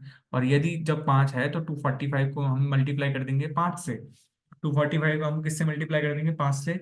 अब एक चीज बताओ, यहाँ से हमने जब सी का मल्टीपल निकाल लिया, तो यहाँ से हम सीधा भी तो कह सकते, यहाँ से ये तो हो गया पूरा बेसिक हो गया ना इसका, बेसिक हो गया, लेकिन हम यदि देखें तो ऑप्शन जो है 7 से कटेगा नहीं, तो ऑप्शन जो होगा वो हमेशा 7 का मल्टीपल होगा, 7 का मल्टीपल होगा। यानी कि हम यदि देखें तो 7 का मल्टीपल चेक करें, 7 का मल्टीपल क्या क्या है इसमें, 7 का मल्टीपल ये नहीं है, तो 7 × 7, 3 बज गए, 7 नहीं है ये, 7 × 7 ये भी नहीं है, 7 × 7 और 4 7 ये भी नहीं है, तो ये ऑप्शन हमारे पास ठीक हो जाएगा। ठीक है, हम या तो 7 का मल्टीपल सीधा सीधा चेक कर ले 5 से, यदि हमें 2 से 3 सेकंड में यदि करना है क्वेश्चन को, 2 से 3 सेकंड में करना है, तो यदि हमें क्या देखना है, multiplication check, check multiplication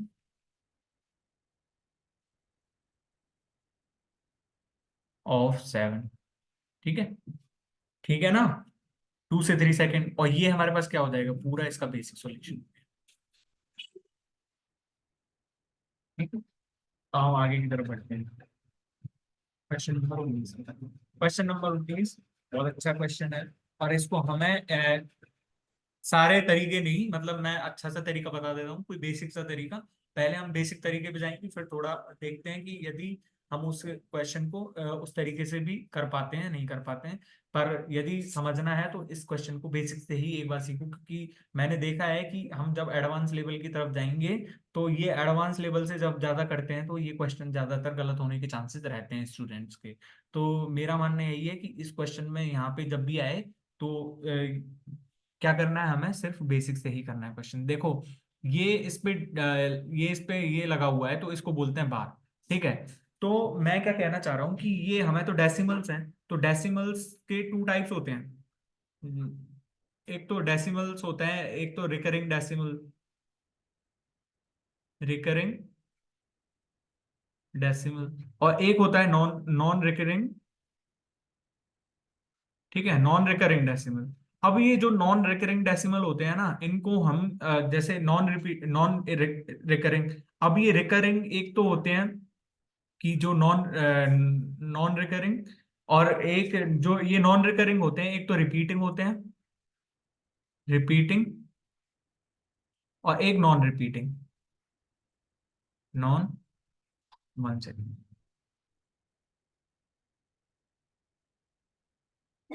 non repeating. तो एक चीज बताओ, ये जब हमने नॉन रिकरिंग और ये नॉन रिपीटिंग कर दिया, तो सपोज करो कि √2, मैं √2 की वैल्यू निकाल रहा हूँ, तो √2 की वैल्यू क्या होती है, 1.414 डॉट डॉट डॉट, यानी कि हमको पता नहीं है ना कि कहाँ तक जाएगा, तो यानी कि हमारे पास कौन से में आ जाएगा, नॉन रिकरिंग नॉन रिपीटिंग। लेकिन यदि हम इसको यदि रिपीटिंग में सपोज करो, जैसे मैं आपके सामने ले रहा हूँ कि 1/3 लिया मैंने, 1/3, तो 1/3 क्या है, 1/3 तो 0.33 है। यानी कि ये हमारे पास क्या है, रिकरिंग भी हो रहा है, और हमारे पास रिकरिंग डेसिमल है और रिपीटिंग डेसिमल है, रिकरिंग और रिपीटिंग डेसिमल। ठीक है, तो जो रिकरिंग और रिपीटिंग डेसिमल्स होते हैं तो वो हमेशा क्या होते हैं, पी बाई क्यू की फॉर्म में होते हैं, पी बाई क्यू की फॉर्म में होते हैं ना, रिपीटिंग। ठीक है, तो वो तो हमेशा पी वाई क्यू की फॉर्म में होते हैं, और पी वाई क्यू की फॉर्म में जो होते हैं तो वो हमेशा क्या होती हैं, रेशनल नंबर्स, रेशनल। तो एक चीज बताओ, मैं तुमसे एक चीज बोलता हूँ कि नॉन रिकरिंग नॉन रिपीटिंग जो डेसिमल्स होंगे वो हमेशा क्या रहेंगे, वो हमेशा क्या रहेंगे, इरेशनल नंबर्स, इरेशनल। और ये क्या रहेंगे, हमेशा रेशनल नंबर्स। तो यानी कि मैं आपसे क्या कहना चाह रहा हूँ कि ये यहाँ पे हमें यही तो दिया हुआ है, 0.46 पे बार, -0.589 पे बार, 0.333 पे बार। ठीक है, तो यानी कि अब हम इनको क्या कर रहे हैं, हम इनको उसमें चेंज कर रहे हैं। तो मैं आपको एक सीधा सा एग्जांपल नहीं, मैं आपको एक सिंपल सी स्लाइड में इस चीज को समझाना चाहता हूँ कि हम इसको कैसे वो कर सकते हैं, कैसे इसको हम रेशनल नंबर में चेंज कर सकते हैं। जैसे सपोज करो कि 0.46 पे बार है, 46 पे बार, अब हमें इसको एक्स मान लेते हैं, एक्स। ठीक है, तो जब हमने ये एक्स मान लिया तो एक चीज बताओ, ये एक्स है क्या हमारे पास, ये एक्स कुछ नहीं है हमारे पास, 0.4666 डॉट डॉट डॉट डॉट करके है। ठीक है, अब एक चीज बताओ, हम इसमें 10 का मल्टीप्लाई दोनों तरफ कर दें तो 10 का मल्टीप्लाई करने पे हमारे पास क्या आ जाएगा, 4.666, यानी कि हमारे पास कोई दिक्कत नहीं है, कोई दिक्कत नहीं है। लेकिन यदि हम यहाँ पे एक चीज बताओ कि मैं सभी अंकों को यदि समान लाना चाहता हूँ, यदि डेसिमल्स की बात को, यदि सभी सभी जो नंबर्स हैं उनको यदि इक्वल लाना चाहता हूँ, तो एक चीज बताओ, हम यहाँ से 100x की वैल्यू नहीं निकाल सकते। 100x की वैल्यू यहाँ से कितनी आ जाएगी हमारे पास, 46.1 सेकेंड। क्या हो रहा है, 1 सेकेंड। हाँ, तो 100x की वैल्यू हमारे पास कितनी आ जाएगी, यहाँ से 100x की वैल्यू हमारे पास आ जाएगी 46.46 अब एक चीज बताओ कि ये तो हमारे पास क्या हो गया, इक्वेशन नंबर 1 हो गई, और ये हमारे पास इक्वेशन नंबर 2 हो गई। तो 2 - 1 कर रहे हैं हम, 2 - 1। ठीक है, तो यानी कि 2 - 1 करने पे हमारे पास क्या फॉर्मूला आ जाएगा यहाँ से, हमारे पास आ जाएगा 90x की वैल्यू हमारे पास क्या आ गई, 40/90। यानी कि हमारे पास x की वैल्यू सीधी आ गई ना हमारे पास, तो 1 सेकेंड, हाँ 42/90 आ जाएगी ना, 42/90। ठीक है, x की वैल्यू 42। ठीक है, अब हमको क्या दिया हुआ है, दूसरा हमको दिया हुआ है 0.589 पे बार। तो इसको x मान लिया, सपोज करो हमने इसको भी x ही मान लिया, x इज इक्वल्स टू 0.589 पे बार। ठीक है, तो यानी कि हमको क्या करना है कि पहले तो हमको एक सेम बनाना है, सेम। तो 8989 को हमें काटना है, काटना है। तो एक बार तो हम इसको 10x से मल्टीप्लाई कर रहे हैं, यानी कि 5.89 डॉट डॉट डॉट करके। दूसरी बार हमें जब ये करना है 8989, तो एक चीज बताओ, हमें इसको 1000 से मल्टीप्लाई नहीं करना पड़ेगा, 1000x। 1000x का मतलब है हमें मल्टीप्लाई करने पे आएगा 589.89 डॉट डॉट डॉट। ठीक है, 89 डॉट डॉट डॉट। तो हमारे यहाँ से दोनों इक्वेशन को यदि डिफरेंस निकालें तो 990x की वैल्यू हमारे पास कितनी आ जाएगी, 990x की वैल्यू हमारे पास आ जाएगी 584। यानी कि x की वैल्यू हमारे पास कितनी आ जाएगी, 584। हम यहाँ से एक पैटर्न ऑब्जर्व कर रहे हैं। ठीक है, वो पैटर्न अभी मैं आपको बताऊंगा कि आपको यदि सीधा उनको ये तो हो गया बेसिक से, लेकिन यदि सीधा आपको बिना कैलकुलेट करे ही वो डालना है तो वो तरीका हम देखेंगे अभी। ठीक है, अब इसमें तीसरा क्या दिया हुआ है कि 0.33 पे बार। तो एक चीज बताओ, ये तो नथिंग बट एक्स बराबर 0.3333 डॉट डॉट डॉट करके, यानी कि हम 3 को आगे लेके आए तो 10x की वैल्यू हमारे पास 10x की वैल्यू हमारे पास 3.3333 आ जाएगी। अब हमको एक चीज बताओ, इसको 100 और उससे गुणा करने की जरूरत है क्या, इसमें तो 3 3 आ गया, इसमें भी 3 3 आ गया, यानी कि दोनों को दोनों में से घटाएंगे। तो एक चीज बताओ, ये तो 3 3 3 तो ये तो कट जाएगा ना अपना, ये तो कट जाएगा ना हमारा। तो यानी कि हमारे पास टोटली क्या आ गया, ये एक्स 9x की वैल्यू हमारे पास 3 आ गई, यानी कि एक्स की वैल्यू हमारे पास 1/3 आ गई। एक्स की वैल्यू हमारे पास कितनी आ गई, 1/3, 1/3 आ गई। अब हमें यहाँ से क्या पैटर्न ऑब्जर्व हुआ है, यहाँ से हमें क्या पैटर्न ऑब्जर्व हुआ है, यहाँ से कोई पैटर्न ऑब्जर्व हुआ है तो तुम बताओगे कि मेरे को, तुम बता दोगे मेरे को। यहाँ से हम क्या देख पा रहे हैं कि 0.46 पे बार था ये, 4 6 पे बार था, यानी कि यहाँ पे कितने अंक पे, एक ही अंक पे बार है ना, एक ही अंक पे बार है ना, सपोज यहाँ पे एक ही अंक पे बार है, ठीक है। जब एक ही अंक पे, एक ही डिजिट पे बार है, तो एक चीज बताओ, ये तो 46 अपॉन एक ही 9 आएगा, जितने नंबर्स पे बार जरा एक ही 9 आएगा। लेकिन कितने नंबर्स पे नहीं है, कितने नंबर्स पे नहीं है, एक नंबर पे नहीं है, तो इसको हम 46/9, और जिस पे नहीं है उसको मल्टीप्लाई कर ऐसे घटा के उसमें से 42/90। ठीक है। अब यहाँ पे भी हम ऐसे ही कर सकते थे, यहाँ पे भी हम कैसे कर सकते थे, जैसे हमको क्या दिया हुआ था, ये तो 0.589 पे बार दिया हुआ था, 0.589 पे बार। तो यानी कि हमको क्या करना था, 589 दो संख्याओं पे नहीं है ना, दो संख्याओं पे है बार, तो यानी कि 99, और एक संख्या पे नहीं है, तो जीरो से डिवाइड, जीरो और कर देंगे, माइनस यहाँ पे कितना है, 5 पे नहीं है ना बार, 5 पे बार थोड़ी है, तो उसको उसको सब्ट्रैक्ट भी तो करना था हमको, उसको सब्ट्रैक्ट भी तो करना था, यानी कि हमारे पास ये कितना आ रहा है, हमारे पास 584/990, 584/990। ठीक है। और ये तो हमको पता ही है, 1/3 = 0.333333। ठीक है। तो यानी कि हम यहाँ पे यदि आए और इस क्वेश्चन को यदि सॉल्व करें, तो हमारे पास ये क्या है, 42/90 माइनस, ये हमारे पास क्या है, 584/990, और प्लस 1/3, यानी कि हम यदि नीचे से हम एलसीएम ले लें तो 990, 990 को इससे डिवाइड करेंगे, तो यानी कि 42 का मल्टी माइनस 584 प्लस, ये हमारे पास 330 आ जाएगा। तो यानी कि 462 और थ्री थ्री थर्टी कितना होता है, 462 और 330 होता है 792, 792 माइनस 584/990। ठीक है। यानी कि ये हमारे पास कितना बन जाएगा, कितना बन जाएगा हमारे पास ये हमारे पास बन गया 802/990। यानी कि ये हमसे कहना क्या चाह रहा है कि एक अंक पे बार नहीं है, एक अंक पे बार था नहीं, एक अंक पे बार नहीं था, तो यानी कि हम इसकी एक्चुअल फ्रैक्शन यदि निकालना चाहें, तो हमको क्या करना है कि 208 में से दो पे बार नहीं था, तो उस दो को हमने जब घटाया था उसके लिए, तो हम उस दो को जोड़ देंगे, हम यहाँ पे उस दो को जोड़ देंगे, और उस दो को जोड़ने के बाद कितने अंक पे बार लगाना था हमको, ये हमारे पास 210 आ गया, और कितने अंक पे बार लगाना था हमको, लास्ट के 2 अंक पे बार लगाना था, तो यानी कि 0.210 पे बार, तो यानी कि ये आ गया समझ, आ गया समझ, ये हमने कैसे करा यहाँ से, ये हमने कैसे करा यहाँ से, ये समझ में आ गया ना। क्योंकि 200, जैसे सपोज करो कि हम 0.210 पे बार है ना, तो हम इसको कैसे बदलते, दो अंकों पे बार है लास्ट के पे, तो हमको क्या करना था, 210 से, और 99, और एक पे बार नहीं है तो एक जीरो लगा के -2 करना था यहाँ पे, -2 करना था ना हमको यहाँ पे सीधा ही, -2, तो यानी कि 208/990 है। यानी कि ये तो हो गया सबसे, मतलब जो सबसे बेस्ट तरीका है जिसको हर कोई कर सकता है। लेकिन एक तरीका ये और है कि जैसे सपोज करो कि मैं आपके सामने लिख रहा हूँ 0.46666, ये यही तो है ना, 46666। अब इसको एक चीज बताओ मेरे को, कि हम इसको क्या लिख सकते हैं, हम इसको ये भी तो लिख सकते हैं, 0.466 कर दिया हमने, 0.466 कर दिया, और 466 पे हमने क्या लगा दिया, 12। ठीक है। अब यहाँ पे तो है ही अपने पास 0.589 पे बार, 589 पे बार आएंगे यहाँ पे, 589 पे बार आएंगे, और यहाँ पे हम क्या कर रहे हैं कि 0.33 पे बार लगा दो, 33 पे बार। तो जब ये हमने ऐसे कर लिया, तो एक चीज बताओ, हम यहाँ से, 1 सेकेंड मैं एक स्लाइड लेता हूँ।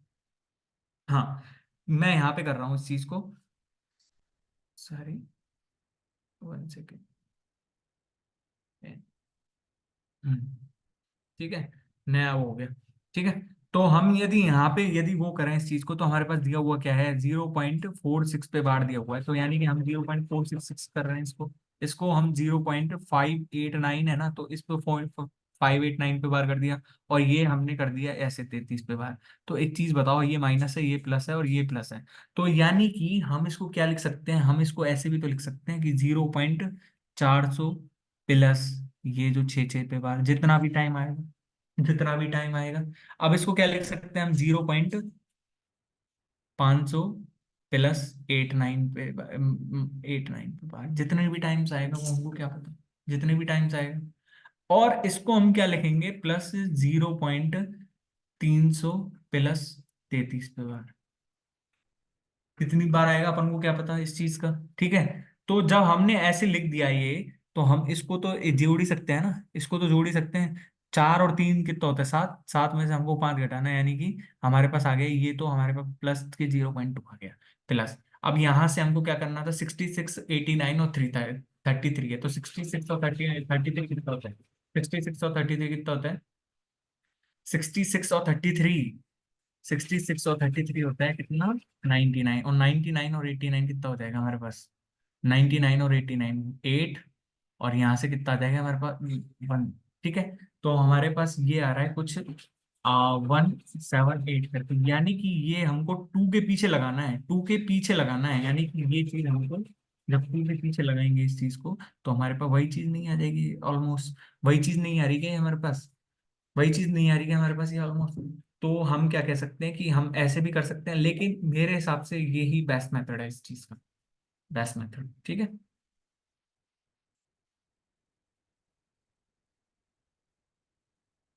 ठीक है, अब एक और चीज मैं आपको करवाता हूँ कि 7 डिजिट्स का नंबर है, 7x 634/2 is divisible by 88, then the largest value of y, what is the difference of the values of x and y। अब हमें क्या करना है कि 8 से डिविजिबल देखना है, तो 8 का डिविजिबिलिटी रूल क्या होता है कि लास्ट की 3 डिजिट्स हैं जो कि 8 से डिविजिबल होनी चाहिए, यानी 4/2 है ना जो 8 से डिविजिबल होना चाहिए। तो यानी कि 4/2 भी 8 से डिविजिबल, और 11 से मल्टीपल का क्या होता है कि sum of the odd numbers, sum of the odd places minus sum of the even places, sum of even places. तो यानी कि जब हमारे पास ये 11 की मल्टीपल का फॉर्मूला है, और ये हमारे पास किसका मल्टीपल आ जाएगा, 4/2 का, यानी कि ये हमारे पास sum of the odd places minus sum of the even places, ये तो 0 होना चाहिए, या फिर 11 होना चाहिए, या फिर 22 होना चाहिए, या फिर डॉट डॉट डॉट, जितना भी हम बता सकते हैं इस चीज को। ठीक है, 11 और 22 तो हो नहीं सकता, क्योंकि हाँ 11 हो सकता है, 22 नहीं हो सकता, क्योंकि 22 के लिए 2 डिजिट अंक चाहिए होगा, जो कि हम पॉसिबल नहीं मान सकते इस चीज को। ठीक है, तो हम जब 4/2 को ले रहे हैं, तो एक चीज बताओ, 4/2 में हम क्या वैल्यू रख सकते हैं वाई की, वाई की हम वैल्यू रख सकते हैं, देखो 0 रखेंगे तो 0 पे नहीं आ रहा है, 1 1 रखेंगे तो 1 पे डिविजिबल नहीं है, 2 रखेंगे तो 2 पे भी डिविजिबल नहीं है, 3 रखेंगे तो 3 पे डिविजिबल है, 3 पे तो डिविजिबल है, 4 पे फिर नहीं है, 5 पे, 5 पे भी नहीं है, 6 पे नहीं है, 7 पे है, 7 पे है, यानी कि 3 के बाद 7 पे है, 8 पे भी नहीं है, 9 पे भी नहीं है, यानी कि हमको y की वैल्यू जो मैक्सिमम पॉसिबल वैल्यू है ना, वो हमको 7 लेनी है, y की मैक्सिमम पॉसिबल वैल्यू हमको 7 लेनी है। और जब y की वैल्यू 7 हो गई, तो एक चीज बताओ मेरे को, यहाँ से 2 और 4 कितना हो गया, 6, 6 और 6 12, और 12 प्लस 7 कितना होता है, 21, माइनस x+3 और +7, यानी कि यहाँ से ये कितना आ गया हमारे पास, x+3 + 7, यानी कि ये हमारे पास 21 माइनस, अरे 1 second, this 21 minus x minus जो 10 की वैल्यू है वो हमारे पास कितनी आ गई, या तो 0 या फिर 11 या फिर जो भी है हमारे पास। तो यानी कि हमारे पास 11 माइनस एक्स की वैल्यू हमारे पास 0 है, यानी कि एक्स की वैल्यू हमारे पास 11 है, एक्स की वैल्यू हमारे पास 11 आ गई। ठीक है, यदि हम यहाँ पे एक्स की वैल्यू 11 रखेंगे, एक्स यदि हम यहाँ पे 11 लेंगे, तो एक्स का वैल्यू हमारे पास कितना आएगा, हमारे पास एक्स की वैल्यू 0 भी आ रही है, लेकिन हमारे पास 0 से मल्टीपल बैठ नहीं रहा है, तो यहाँ पे हम 11 लेंगे, तो 11 और -4, 11 और -7 कितना हो जाएगा, -4। ठीक है, हमारे पास अब 22 नंबर का क्वेश्चन आ गया। 22 नंबर के क्वेश्चन में हमसे क्या कह रहा है ये, कि इन ए 4 sided field the length of the longer diagonal. अब एक चीज बताओ, 4 साइडेड फील्ड यानी कि कोई क्वाड्रिलेटरल ही होगा, कोई क्वाड्रिलेटरल ही होगा। अब जैसे क्वाड्रिलेटरल, मैंने सपोज करो कि हमने कोई क्वाड्रिलेटरल ऐसे बना लिया, फील्ड ऐसे बना लिया हमने, फील्ड को तो हम कैसे भी बना सकते हैं ना, क्वाड्रिलेटरल भाई 4 साइड चाहिए, हम 4 साइड बना देंगे, बात खत्म। अब उसने लॉन्गर साइड बताया, लॉन्गर साइड जैसे सपोज करो कि ये उसने 98 मीटर बोला है, ये उसने 98 मीटर बोला है, तो एक चीज बताओ, जब इसने ये लॉन्गर साइड, हम ये भी तो ये मान सकते हैं, ये भी तो मान सकते हैं, तो मान सकते हैं, ये भी कोई दिक्कत नहीं है। लेकिन इसमें क्या कह रहा है, the length of the perpendiculars from opposite vertices upon this diagonal are 28 metre and 23 metre. यानी कि हम यदि फील्ड को ऐसे भी कर दें ना, ऐसे भी कर दें, तो एक चीज बताओ, यहाँ से हम यदि ये हम यहाँ से डायगोनल ऐसे ड्रॉ करके हम अदर टू वर्टिसेस से यदि वो डालें, तो यहाँ पे ये क्या है, ये क्या है 28 मीटर, और ये यहाँ पे क्या हो जाएगा 23 मीटर। तो यानी कि एक चीज बताओ मेरे को, ये क्या हो गया, ये जैसे एक ट्रायंगल है, तो ये उस ट्रायंगल की हाइट ही नहीं हो गई क्या, ये उस ट्रायंगल की हाइट ही नहीं हो गई क्या, हाइट है और बेस कॉमन है ये अपने पास। भाई क्वाड्रिलेटरल का एरिया ऐसे ही तो बनता है, क्वाड्रिलेटरल का एरिया हम ऐसे तो निकाल देंगे, ऐसे ही तो निकालेंगे। जैसे सपोज करो कि यहाँ से इसने 28 मीटर का डाला, 28 मीटर का, और यहाँ से यदि ये कोई 23 मीटर का डाल देता है यहाँ से कोई परपेंडिकुलर, तो एक चीज बताओ, जब यहाँ से 28 का डाल दिया और बेस ये है ही, और यहाँ से 23 का डाल दिया बेस ये है ही, तो एक चीज बताओ, हम यहाँ से एरिया नहीं निकाल सकते? तो एरिया क्या हो जाएगा इस चीज का, एरिया क्या हो जाएगा हमारे पास 98 × 28 + 23, यानी कि हमारे पास 98 × 51 आ गया है। 51 में क्या छुपा हुआ है, 3 भी छुपा हुआ है, 17 भी छुपा हुआ है, यानी इसमें क्या छुपा हुआ है, 14 × 2, 14 × 7।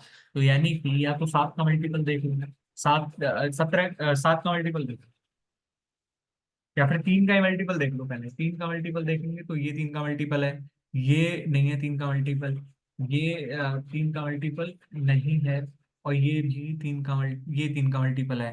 पर अब 3 का मल्टीपल खत्म हो गया, तो हम 7 का मल्टीपल देखेंगे। 7 का मल्टीपल देखेंगे तो ये हमारे पास 7 का मल्टीपल नहीं है, ये हम 7 का मल्टीपल देख रहे हैं तो ये हमारे पास 7 का मल्टीपल है, तो यानी कि हमारे पास यही ऑप्शन आ जाएगा।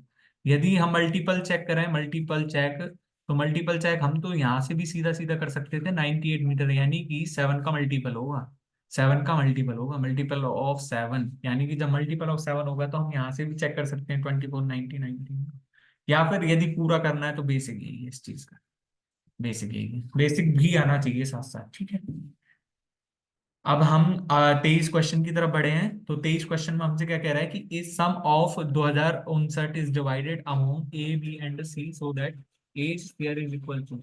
अब जैसे ए और बी का शेयर है ना, जब ए का शेयर बी के शेयर का 3/5 मल्टीप्लाई है, तो एक चीज बताओ, जब ए का शेयर 3 है ना, ए का शेयर 3 है और बी का शेयर 5 है, यानी कि ए अपॉन बी हमारे पास कितना है, 3:5, 3:5, यानी कि A/B हमारे पास जब 3:5 है, और हमारे पास A/C कितना हो जाएगा, A/C कितना हो जाएगा हमारे पास 9:5, 9:5। लेकिन अब फिर से वही कंफ्यूजन कि यहाँ पे ए की वैल्यू 3 है और यहाँ पे ए की वैल्यू 9 है, is it possible, is it possible? तो यानी कि हमको यहाँ पे भी 9 की वैल्यू 9 ही बना लो इसको, या फिर इसको 3 बना लो, इसको 3 बनाओगे तो यहाँ पे 3 से डिवाइड करना पड़ेगा, तो डिवाइड करोगे तो 5/3 आएगी, जो कि कॉम्प्लिकेटेड हो जाएगा क्वेश्चन।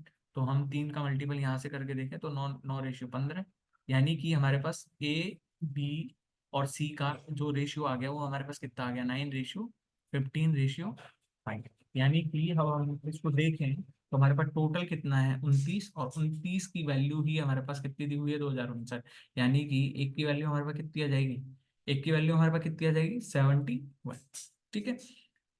अब जब ये 71 आ गई तो बी का शेयर अब देख लो, बी का शेयर फिर से हमें क्या, किसका मल्टीपल आ रहा है, 3 का मल्टीपल। तो देखो ये 3 का मल्टीपल है, ये 3 का मल्टीपल है, और ये 3 का मल्टीपल नहीं है, और ये भी 3 का मल्टीपल नहीं है, यानी कि हमारे पास बचे दो ऑप्शंस, और दो ऑप्शंस में से एक ऑप्शन तो कट गया, क्यों, क्योंकि जो ऑप्शन होगा वो 5 का भी मल्टीपल होना चाहिए, तो हमारे पास ये ऑप्शन सही हो जाएगा, ठीक है। तो ऐसे क्वेश्चंस ऐसे हो जाते हैं, ठीक है। आप 24वें क्वेश्चन की तरफ बढ़ते हैं। A television set marked at 17,500 और 14,000 में बेचा है, डिस्काउंट कितने का दिया है, -3500 का डिस्काउंट दिया है, 14,000 पे दिया है, तो कितने परसेंट का डिस्काउंट हो गया है, बताओ। 1/4 का डिस्काउंट हो गया ना, 25% का डिस्काउंट हो गया।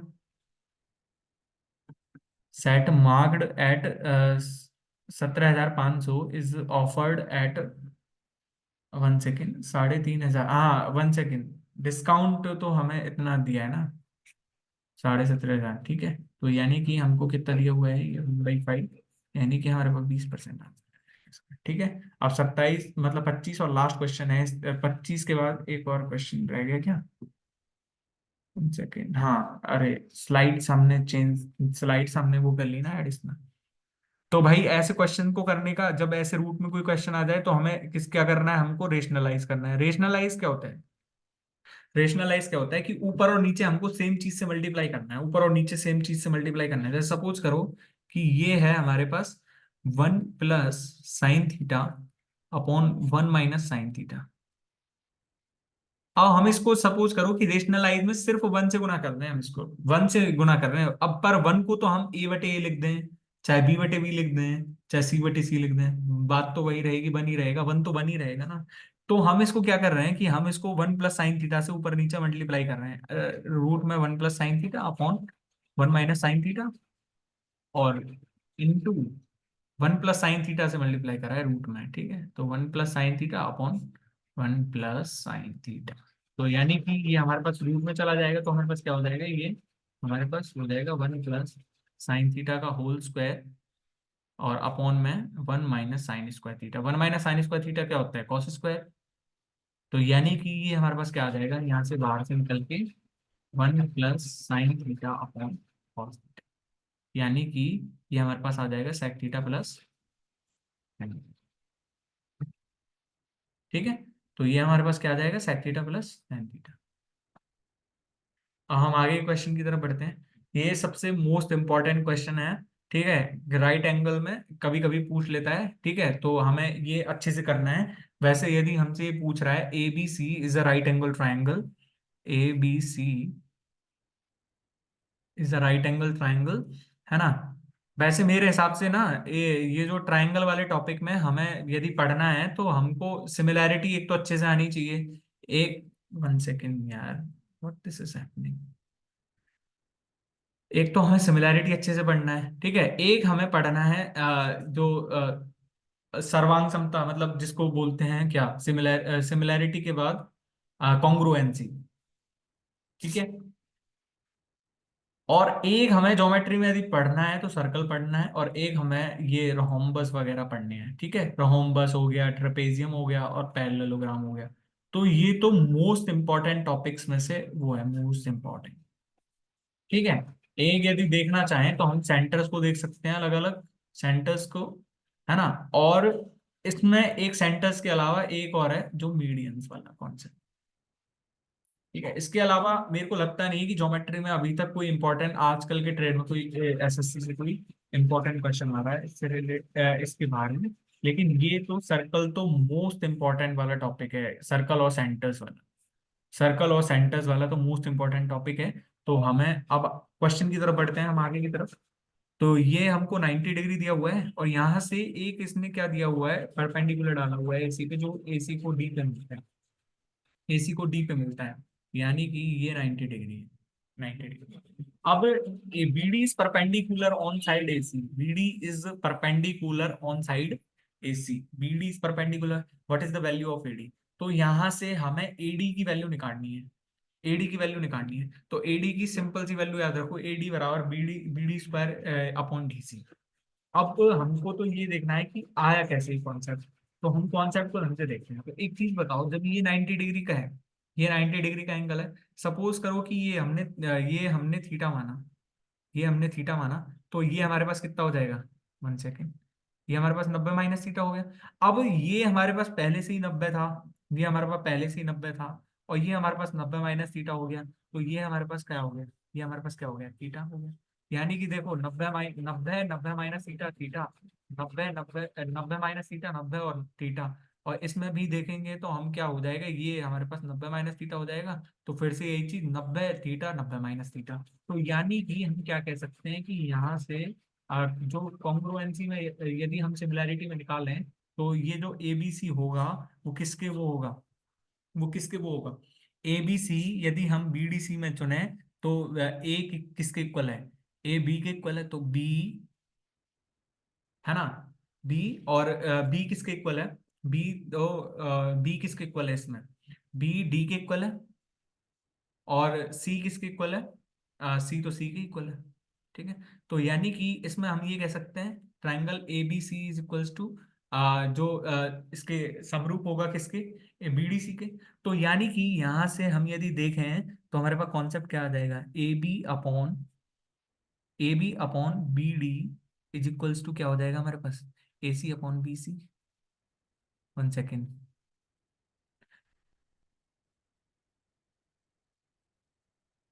1 second. What this is? 1 second. हाँ, ये तो हमें करना ही है, ठीक है। तो ए सी अपॉन, यहां से हम क्या देख रहे हैं? तो ए सी अपॉन बी सी देख पा रहे हैं यहाँ से हम तो।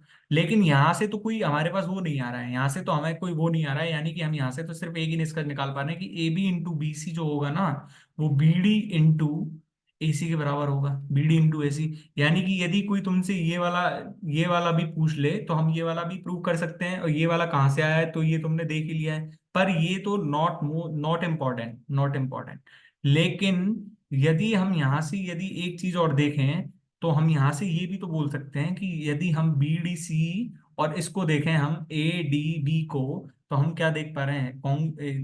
ये जो ट्राइंगल ए बी डी किसके समरूप है? किसके समरूप है? ट्राइंगल ए बी डी किसके समरूप है?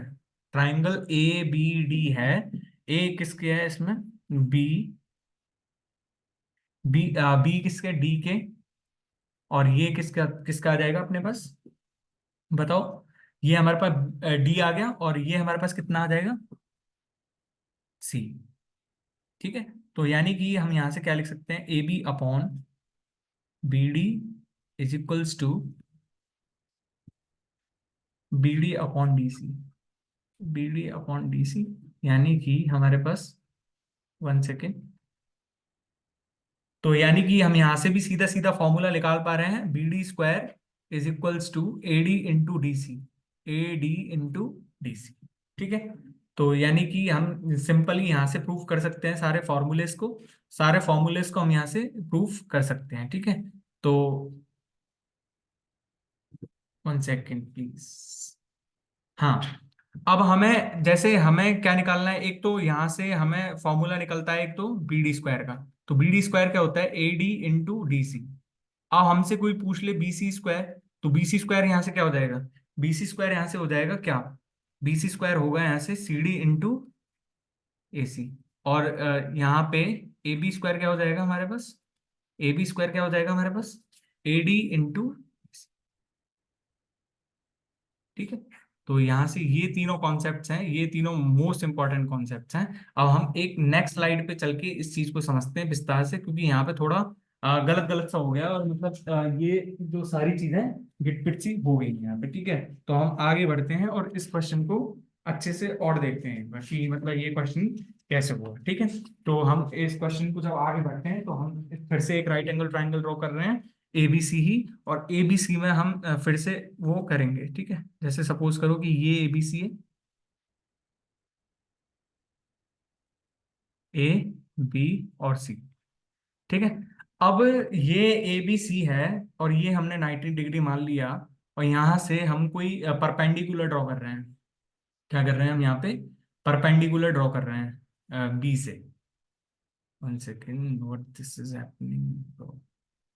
यहां से हम कोई परपेंडिकुलर ड्रॉ कर रहे हैं, ठीक है। तो जब हमने ये परपेंडिकुलर ड्रॉ करा, तो एक चीज बताओ, ये भी 90 डिग्री का, ये भी 90 का। तो यानी कि जब हम इसको मान ले थीटा, तो ये हमारे पास 90 माइनस थीटा। और ये हमारे पास ये थीटा 90 माइनस थीटा, तो ये हमारे पास क्या बच गया? थीटा। ये हमारे पास क्या बच गया? 90 माइनस थीटा। यानी कि हम यदि देखें हैं तो तीनों जो ट्राइंगल्स हैं वो एक दूसरे के समरूपी होंगे ना। यानी कि हम यहाँ से क्या क्या निष्कर्ष निकालते हैं? एक तो हमने निष्कर्ष ये वाला निकाल लिया था यहाँ से, ये वाला निष्कर्ष निकाल लिया था एक तो हमने यहाँ से। और एक हम यहाँ से यदि दोनों ट्राइंगल्स में वो कर रहे हैं, अब हम यहाँ से दोनों ट्राइंगल्स का मतलब है, यानी कि हम ट्राइंगल ए डी बी ले रहे हैं, सीधा सीधा ए डी बी ले रहे हैं हम सीधा। तो ए डी बी जब हम ले रहे हैं तो उसको समरूप किसके कर दिया हमने? उसको समरूप हमने किसके कर दिया। हमको रिलेशन क्या फाइंड करना है, हमको ए बी का रिलेशन फाइंड करना है। तो ए बी और कहाँ आ रहा है, ए बी का रिलेशन हमको ए बी सी में दिख रहा है, तो हम ट्राइंगल ए बी सी ही ले रहे हैं, यानी कि ट्राइंगल ए बी, सॉरी, हाँ 1 सेकेंड, ए बी और ये हो जाएगा अपना, no no no, C, A B C, ठीक है। तो ए डी बी हमारे पास किसके बराबर आ गया, ए डी बी हमारे पास किसके बराबर आ गया, हमारे पास ए डी बी हमारे पास जो समरूप आ गया वो ए बी सी का आ गया। तो हम क्या कह सकते हैं यहाँ से, हम एक निष्कर्ष तो ये निकाल सकते हैं कि यहाँ से A D upon A B जो होगा वो यहाँ से किसके बराबर होगा, ए बी अपॉन ए सी के बराबर। यानी कि हम यहाँ से क्या निष्कर्ष निकाल पा रहे हैं, A B square is equals to A D into A C, A D into A C. यानी कि एक फर्स्ट निष्कर्ष तो ये हो गया, फर्स्ट निष्कर्ष तो ये हो गया। अब सेकंड निष्कर्ष में देखो, मैंने बोला था ना कि यहां से यदि ए भी निकालना है तो ये वाली यहां तक साइड लो और एक बार पूरी साइड ले लो, यहाँ तक एक बार साइड लो और यहाँ से एक बार पूरी साइड ले लो। दूसरी बार हमको क्या करना है कि यदि हमको बीसी का रिलेशन निकालना है, बीसी का, तो हम क्या लेंगे, ट्राइंगल बीडीसी इज इक्वल, इसमें किसका किसका रेशियो लेंगे, हमें यदि बीसी का रिलेशन निकालना है तो बीसी के रिलेशन के लिए बीसी किस किस में आ रहा है, ट्राइंगल इसमें बीडीसी में और ट्राइंगल एडी एबीसी में। तो यानी कि बी का रिलेशन किससे बैठेगा, बी का रिलेशन ए से ही बैठ रहा है। तो यानी कि ए बी और ये तो हमारे पास सी है ही। तो यानी कि यहां से हम क्या रिलेशन बिठा पा रहे हैं, डीसी अपॉन में बीसी, डीसी अपॉन में B C is equals to B C upon में एसी, बीसी अपॉन में एसी। यानी कि बीसी स्क्वायर यहाँ से कितना आ गया हमारे पास, AC into DC, AC into DC, ठीक है। तो यानी कि एक रिलेशन हमारे पास ये आ गया डीसी इंटू, अब हमने ये वाला रिलेशन और निकालना है बीडी वाला। तो बीडी कौन कौन से दो ट्राइंगल्स में आ रहा है, कौन कौन से दो ट्राइंगल्स में आ रहा है, एक तो बीडीसी में आ रहा है और एक एडीबी में आ रहा है। तो यानी कि ट्राइंगल यहां से हम क्या कह सकते हैं, ए बी और डी इस समरूप किसके होगा, ट्राइंगल, ट्राइंगल किसके समरूप होगा ये वाला, B D, 1 second, no no no, B C, C, like A B D, A B D, okay, हाँ, सो बी सी और डी, ठीक है। तो यानी कि हम यहाँ से क्या देख पा रहे हैं, हम यहाँ से देख पा रहे हैं कि ये हमारे पास क्या बन रहा है रिलेशन, ए, ए, ये हमारे पास क्या रिलेशन बन रहा है बताओ। तो यहां से रिलेशन बन रहा है A D upon B D is equals to B D upon, B D upon D D upon C D, ठीक है। तो यानी कि बी डी स्क्वायर की वैल्यू हमारे पास यहाँ से कितनी आ जाएगी, D, A D upon C, A D into C. तो ये तीन रिलेशन है, एक तो मोस्ट इंपॉर्टेंट रिलेशन है, मोस्ट इंपॉर्टेंट, कई बार क्वेश्चन पूछ लेता है इनसे, तो ये वाला चीज तो तुम्हें याद होनी चाहिए अच्छे से, ठीक है। ये हमने कैसे प्रूव करा ये भी मैंने बता दिया अच्छे से आपको। तो यानी कि यहाँ पे भी हम क्या मिस्टेक कर रहे थे, यहाँ पे हम मिस्टेक कर रहे थे, ए बी डी की वैल्यू हम जो किसके समरूप बता रहे थे उसको, ए, यहाँ पे ये किसके समरूप होगा, ये तो ये होगा हमारा किसके, बी, डी तो डी के ही जाएगा ना, डी तो यहाँ पे आएगा, है ना। और बी किसके इक्वल टू है, सी के इक्वल टू है, सी के इक्वल है, और ये तो बी है।